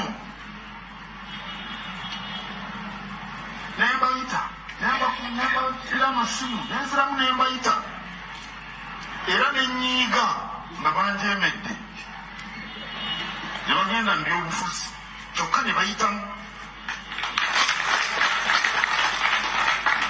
naye nanyiigulukuka mangu kubanga eyo gye bagenda mu palamenti bakozeyo ebinene bingi. Wakavuna mwento wakabano Mayiga wakavuna mwento wakaswala nyoko mu palamenti bakoze ebirungi bingi. Osobola okumbulirayo ekintu Mpuuga kyakoze mu myaka gy'amaze mu palamenti. Osobola okumbulirayo ekintu Medal Rega Segona kyakoze mu palamenti. Kati wagambye nti abantu bano bwe bali bajja byobufuzi bakujeemera ne batakuwuliriza. Kati kampa abantu history bategeere mayimu mwesitwaze muze tutumanyi nabagamba basajja mwe namba manyi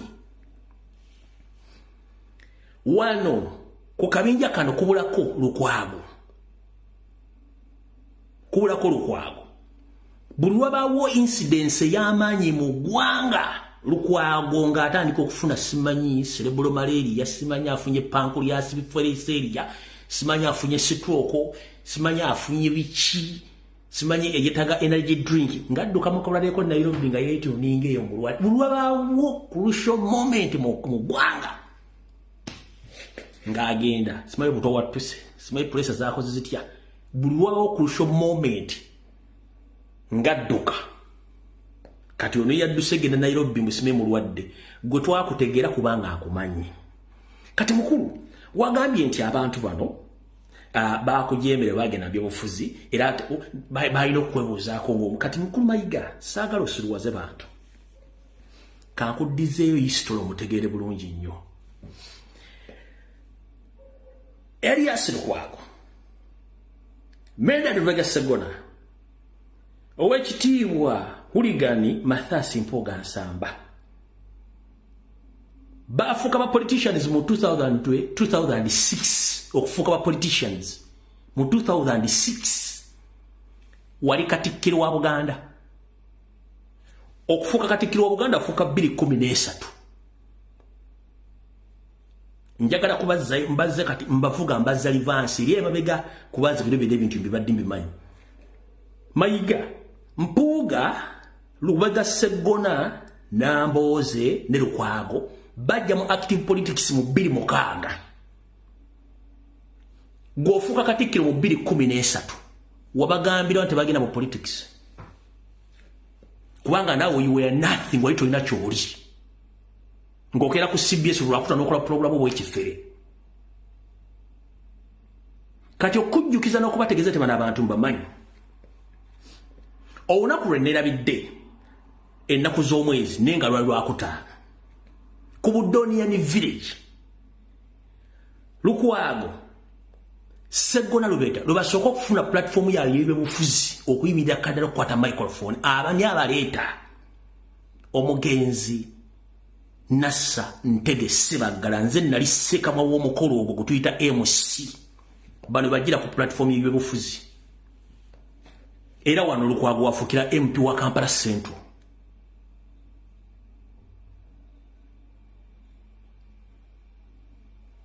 Nuno Mpuuga wajira nkuddamu ono Melda Lubega Segona Lukwago Mpuuga omugenzi Nassa Ntege Sebagala yabaleeta niyo olunaku lwabasooka okukwata microphone obwenjogeza okuyingira mu byobufuzi Sebagala yabaleeta omukolo ogwo olunaku lwali lwakutaano ku Budonian village Mengo Parish Kampala Central nze nali MC Sebagala yali abaleese kati gwogamba mbu bamanyi nnyo bano bamanyi by'obufuzi mwasettinga ekintu kyammwe ekyankobaza mbogo kye mwayitamu nawulidde oyogera nawulidde ono Segula Lubega ye aveya wakati nti microphone y'obufuzi tasooka gikwata ku Budonian kuba namugamba negendize nja mwabya nze buli gwenga abasajja ba DP nja babyamba nkimiini nga nabagamba dda nja babyamba manyi ennaku z'omwezi nalidde ne olunaku lwali lwakutaano ku Budonian village Mengo Parish Kampala Central 2016 nero kwa kuno ko Nairobi nze nali MC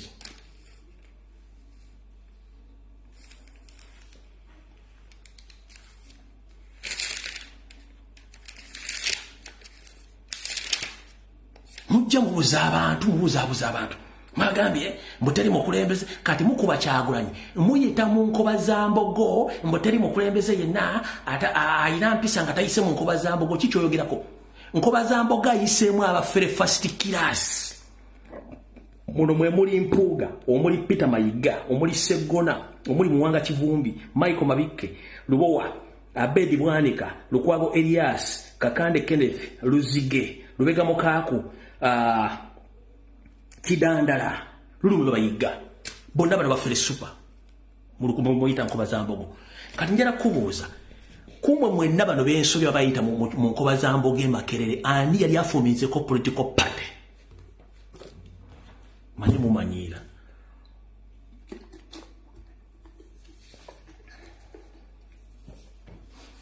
kumanya gemmenye mwayimbidde Kazinda Lemmengo ne mujjano mwogera esimanyi nkoba za muli mu nkoba za mbizi si za mbogo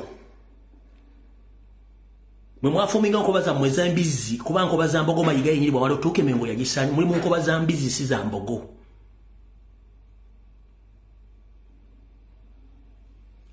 kibiina kyamwe kimalayo nkoba za mbizi eziri Mengo ezajja okusanya Buganda si nkoba za mbogo kuba mwagijjawo njagala ombulire yene yayita mu nkoba za mbogo Mengo obe ng'avudde mu university yona eri afumize political party Kyagulanyi gwe mumanyira ayina nuupu yayita mu nkoba za mbogo gwe musinga okwogera oluzungu oba gwe musinga okumanyika mu nsi yonna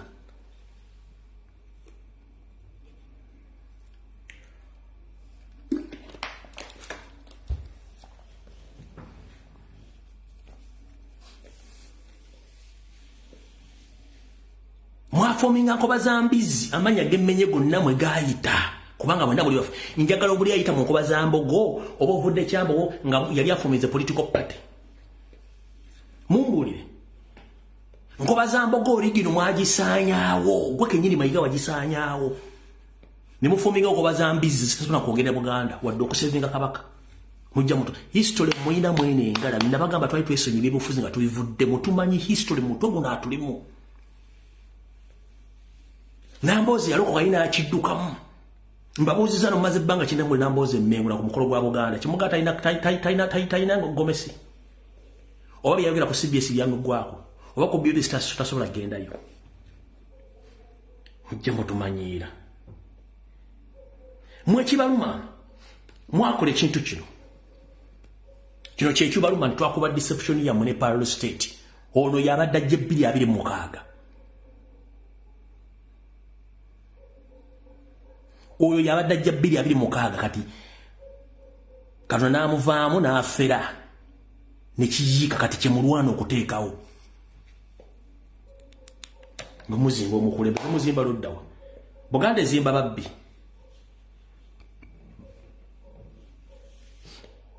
Buganda ezimba babbi gwe kennyini Mayiga oli mubbi wa bbaluwa gwogamba Mathaasi Mpuuga Nsamba mbu Yesu wabyobufuzi Yesu ddi ayina abaana bataano yazaala mu bufumbo obutali buli origino yabaddusa dda bali mu Amerika bagulira dde ennyumba kusereza omuwa omusolo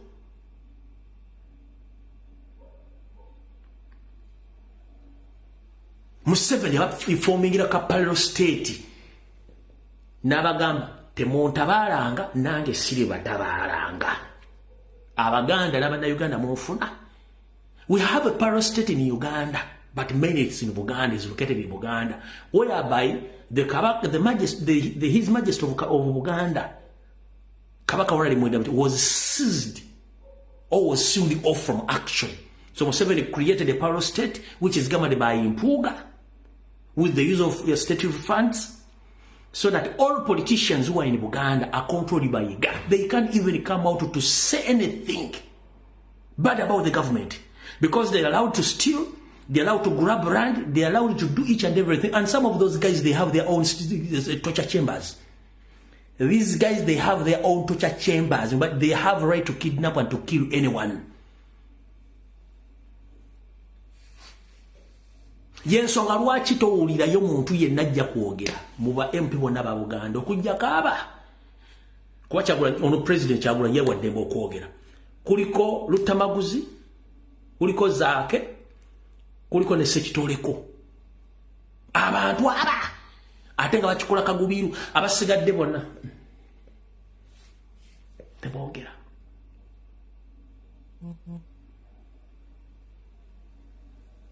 Bwembanga muli baddala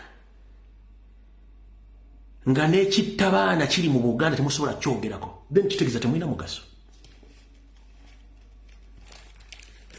Katuddeko mu kitabo eri tunaddayo.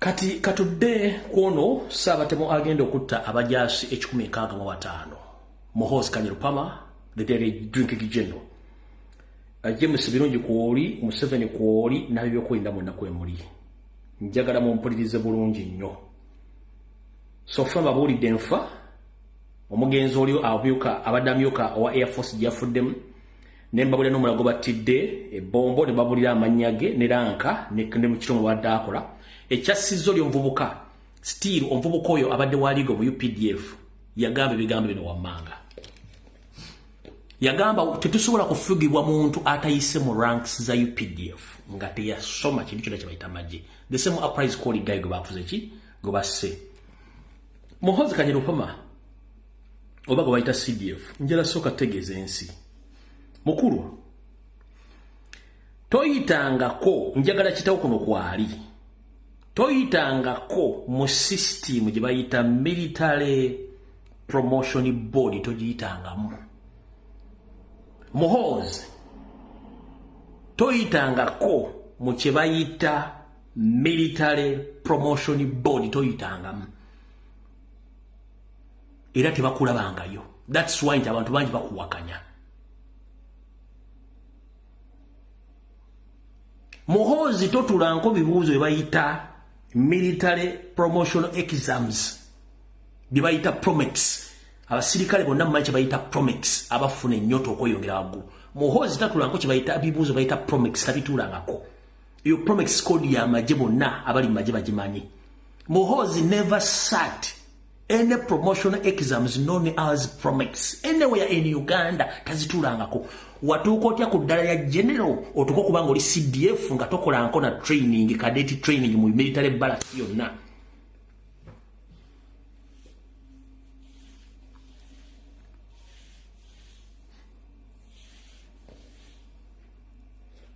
Waveri mwero diyu mugenzi Gaddafi najja nakutaka eddala lya kapteeni n'otandikira okwo.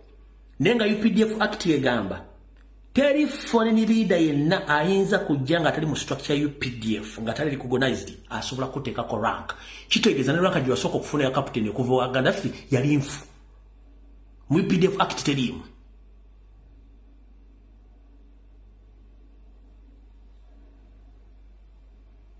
That's why you have a mandate to kill, because you don't think. Any trained officer or senior officer across the world, they can't allow to assassinate any serving officer without proper trials to kill you. Even if he's your junior, he's supposed to be tried. So see to grab someone from his home, no mutwala waguru eri ku summit view, you torture him, and after killing him, you take him back to his home and you start forging statement. Yagudde mu kinabiro. After Mulagenda Balisa, Mbwate, he was rectified. Nga amasanyazi gamukubate mujja abadde mugamaze mu bbanga ddene. Kati njagala kusooka kuswaza basajja Muhoozi. Felix Kulaije kuno kwali. Njagala soka kubuuza. Omujasi ali ku ddala lya brigade oba erya general. Abeera n'amaka agali private. Era nga abasitamu. Muleke mbaabye. Ate nnabakolera ki? Muleke mbaabye. Leke nse balabe. Omujasi ali ku ddala ng'eryo. Ebiseera bisinga bajja bujja for service ne baddeyo ku weekend mu maka gaabwe. Gongamba otya ate oli yagudde mu kinabiro. Mwasoga nti yagudde mu kinabiro. Ande muvone mukola statement era mu masanyaze gaamukubidde mu kinabiro n'afa. Are you for real? Mwamaze mutta. Gwe Muhoozi oyina tendency kubanga tewatusomesa maggi, tewasomesebwa maggi. Any well-trained serving officer are respecting okuva ku musirikale asooka mpaka kwasembayo waggulu. Era any serving officer awa ekitiibwa amateeka tasobola kukola anonymous decision n'agamba nti yafe without trial. That is wrong. So far you've killed a lot of senior officers without trials. That is wrong. Because you were not trained. You were just brought up by your father, the so-called Museveni, and his younger brother, George Akandona Kosari Musare.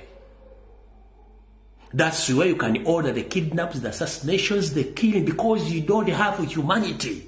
You lack experience, you lack a military training, you lack a military background.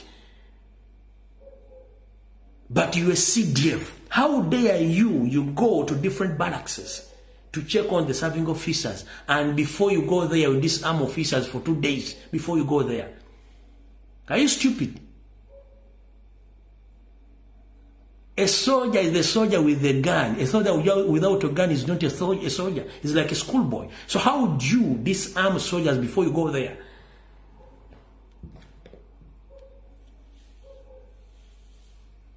You call yourself a general. Which general? Wafuka CDF. Wagamba somera Sandhurst. Ne kuola ofemo ya Sandhurst tebakuteekako. Wadde abawuza amasomero mu Sandhurst University y'amagye tebakuteekako. Ne watugendera Egypt. More of from Egypt military training tebakuteka kubanga tebakumanyi.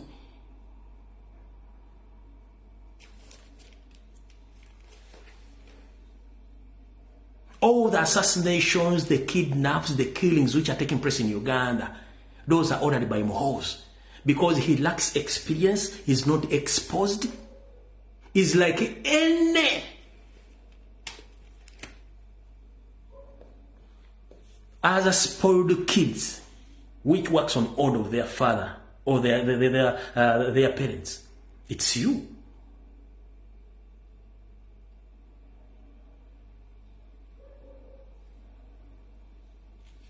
Kati ndozo kitegedde tayitaako mu kintu kyonna kyovula nti ali mu kutta abantu emisala gy'abasirikale zonna sente bazibba tebabasasula abaana bali mu balati tebalina kyakulya nenga aga nti agenda tuna kyosobola kukola.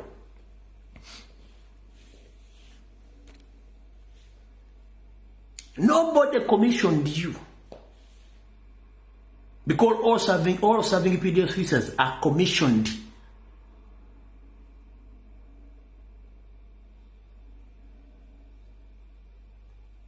Kati ogenda kutta abajasi 165 bogenda okutta in the coming 6 months from now. Nga naba tebagenda kwogerwako kubanga bakubuuza ebibuuzo nga toyagala baddamu.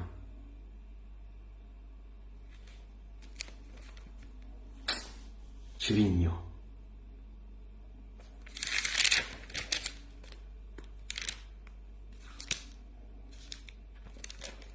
Kati mukulu Abedi Bwanika mukulu katulawuza kapale kino njala bannayuganda munfune bulungi mulaba comrades abali mu struggle njala munfune bulungi. Tulina ebintu bingi ebitudiverting ebitujja ku njala tukusooka kubebazaako tumutandise okwekengera. Njala kubazanya batagubedde ekibozibozi kya SB4 mu kiveeko nabagamba SB4 is a state agent ali mu media or YouTuber is ever creating diversionary YouTube histories zagenda akola ne ekirungi tumwamutegedde oyo mwamutegedde information ye yagenze bwetyo. Kati ekirala njagala muleme ku driving wa off from the struggle. One, Mpuuga de Mapuuga tumutegedde, who is he? Tuve ku Mpuuga de Mapuuga tumuveeko tudde ku struggle off. First and foremost, ngalo bebaza abakubi ekibozibozi kya Museveni n'ekya Balamu ekyokuga nti abaana bagenda basonyiwa.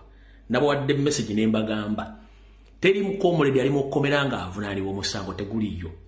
Museveni akimanyi nti abaana yabakwata mu benyi bw'abantu ayagala kweyambula kintu kino kimutuulidde kubanga bano abaana balina right okuva mu kkomera ne bagulako Museveni emisango ayagala kweyambula kintu kino akyeyambula atya kwe kubagamba beetonde yaba yejjeemu omugwa bw'atyo babaddazanya ebyobufuzi bye akunyigiriza n'amaana aga nti weetonde nga yejjeeko kubanga akimanyi nti it was a mistake abaana babakwata mu bukyamu. So please ngenda basaba ekibozibozi ky'omusajja gwe bayita Balamu Balugahale temukiwabudde muleka afere ekibozibozi ekyo.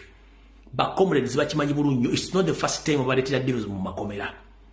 Omuntu yena gwosanga wakyukakyuka simanya gamba abantu bateese mukulu wayiika Windows njagala kugamba. Mu revolution mulimu abantu abafiira revolution kyekisooka. Mu revolution mulimu abantu abazimba ne basiiba amazima.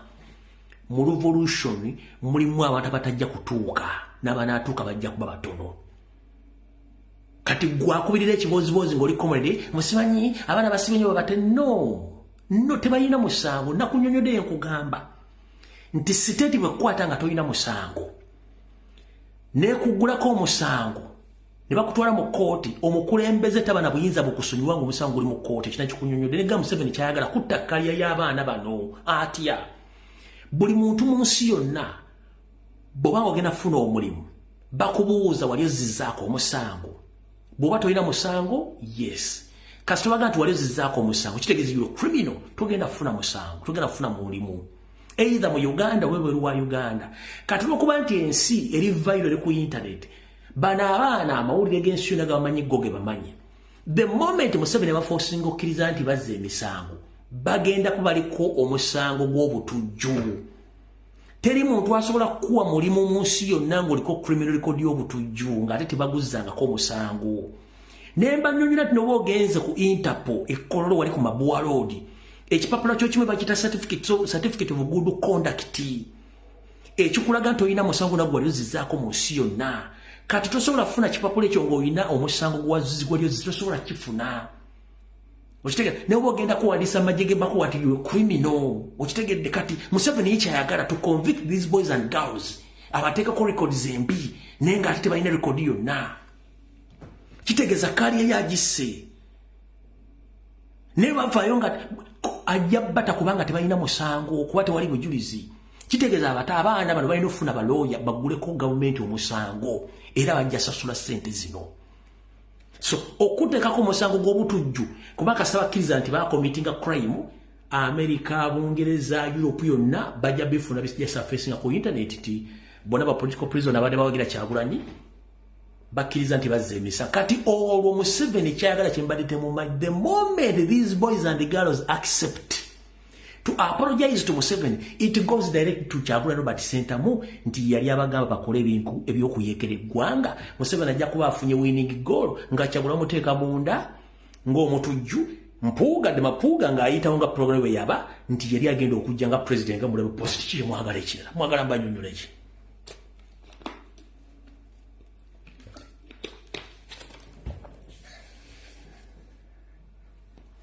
mwagala mbanyonnyola ki the moment they accept to apologize to Museveni that means Museveni will return all cases of those boys and girls and they will transfer those cases to Kyagulanyi bajja kukwata bwe bamuteekeko treason case bamuteeke mu kkomera Mpuuga Abedi Wanika besimbewo nga Kyagulanyi taliwo. That is their mission. Nzize mbasomesa ebigambo bino nga tembitegeera oyo gwe bayita Museveni system ye kati baleese ono giant head bamuyita giant head Sabafere Bala mwali mu parliament ayogera oluzungu asindika amanya linga yasose mu parliament. I'm here to pursue as Museveni appointed me as a trust person to negotiate with all political prisoners so that they can be released unconditionally after accepting that they were used by Bobby Wine. Gotulabira nandi kigize ku parliament gakibavuga kinene nnyo. Nakugamba oyagala okumanya omufere omutuufu abantu abasoma marketing basinga obufere. Akuguze jiri embata nti lya sekoko kubanga gonna gafaanagana size.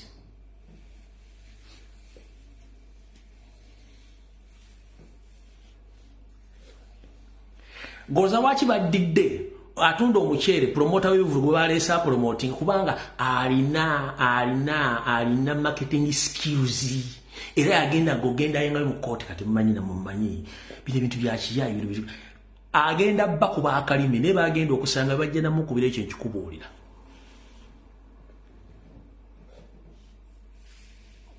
nekine kitunzize kibagamba mbasomere kintu temukimanyi the moment abana baganda bane muntu sonyiwe bagenda batekako criminal record nti bali batujju America bonesi zile ntopa zimanyi kati transferring emisango gino gyonna baganda nti bali bashagunde kati Kyagulanyi go badde okulira abaana bana abayekera nga bateka mukomera ati muhozi ya CDF Mpuuga ngafuna chance nga bano bakitegese mu parallel state yaabwe tontabala nga siri kutabaala ekyo mwera temwakitegeera amakulu gali mu ekyo genda gano Mayiga kyovula ba defendinga goloza lwaki Mpuuga mu bintu byonna agenze mengo jasimbi amakando lwalire mwezi wichi zonna without answering the question of 500 million Ugandan shillings.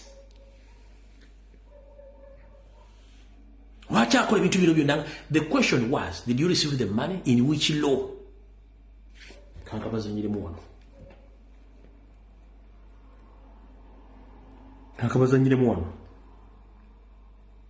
Ekibuzo kyali wafuna sente wazifunya mu teeka ki kyekyo kyokka naye ali mu kwebuza omanyi n'ekintu kyengeri baga mujja kiwulira kisesaamu katono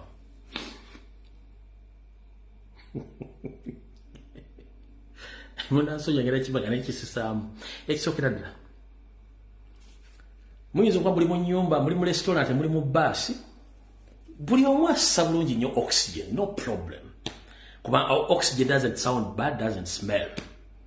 But era buli omu abeera ng'ali ku bibye newe yagala okumanya nti waliwo ekintu kye bayita bad news nga kispreadinga so fast. Let someone gas muntu afuire mu bus oba ate omukka. Oxygen akyuka ekyo nekyunya nkitambula so fast. So obubbi bwa Mpuuga kati bwasaasaanye busoundinga nnyo kati ababulimu balina obudifendinga. Nenga normally obubbi bwaddewo nga bubaddewo tumanyi nti gavumenti yebba kati bwe kiddamu opposition nga kizze waffeeno bali bagenda tuteekako nti anti baabo kyovula nti evaayo abasajja ba NRM ne bajja ne balumiza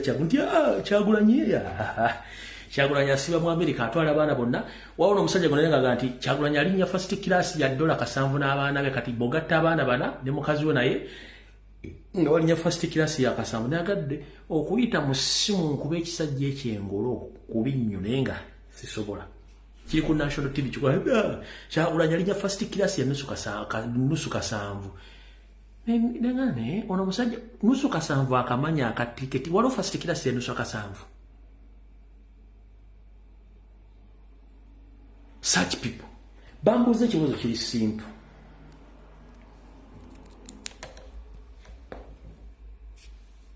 Lumbuye inaba. Aha, kino wano.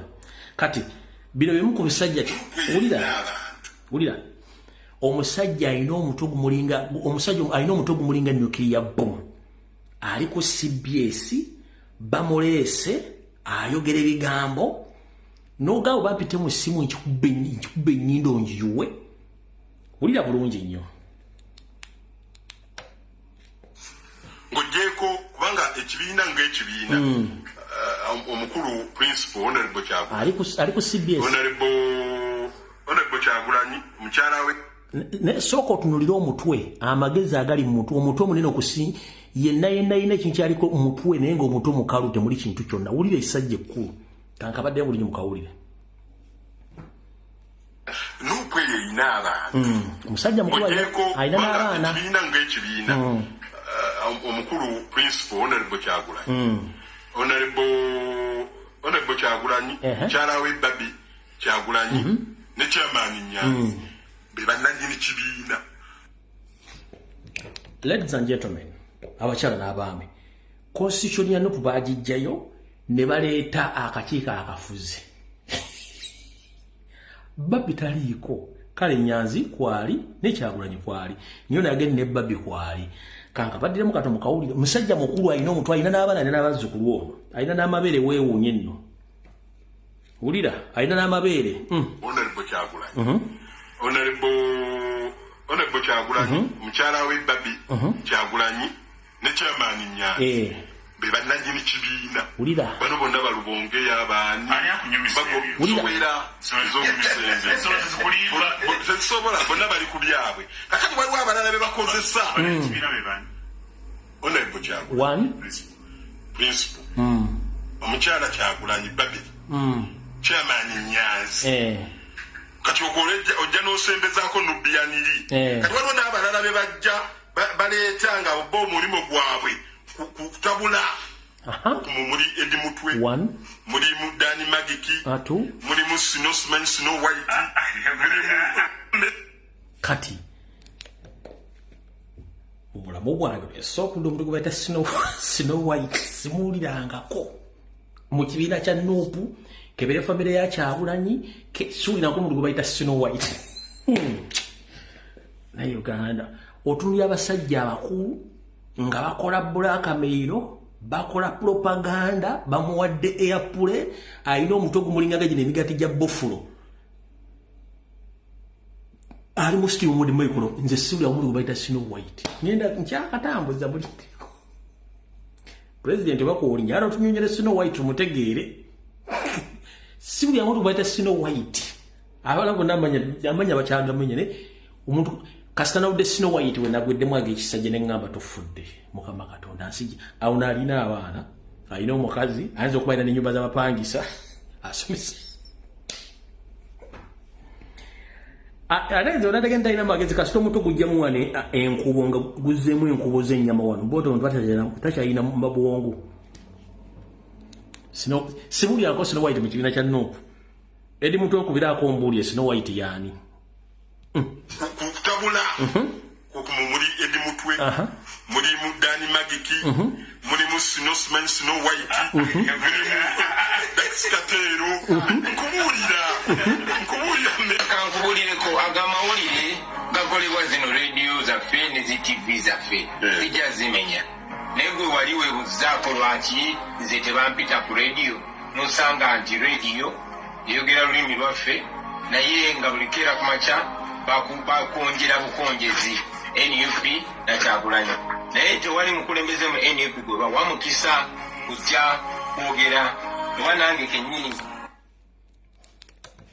kasita nawulidde Snow White neŋŋamba atuuka ntya mu studio okusanga kino ekisajja nkikuba enkitte siwulirako omuntu gwe bayita Snow White naye ng'oyo omusajja ayogedde ebigambo ye atambudde agenze wangu ekyalina okwogera n'akyogera n'agenda mbu Snow White Yesu Kristo bino tebasobola byogerako sente ezo zebabawa ez'ekibiina zaalagawa n'atagendera butereevu ku kibuuzo n'owulira ng'atandise naye yanze nnyo ekibuuzo ekyo bwana Mmedi lwaki oba oyanze ekibuuzo get straight to the answer. The listeners want to know exactly what did that money do? How was that money used? What did that money go for? Njagala obulira abawuliriza CBS sente ezo bwe zaabaweebwa zaakola ki? Era ndowooza bwana Mmedi asooka byonna neeyanza nnyo ekibuuzo ekyo naye bw'oba mujjukira nzize mbagamba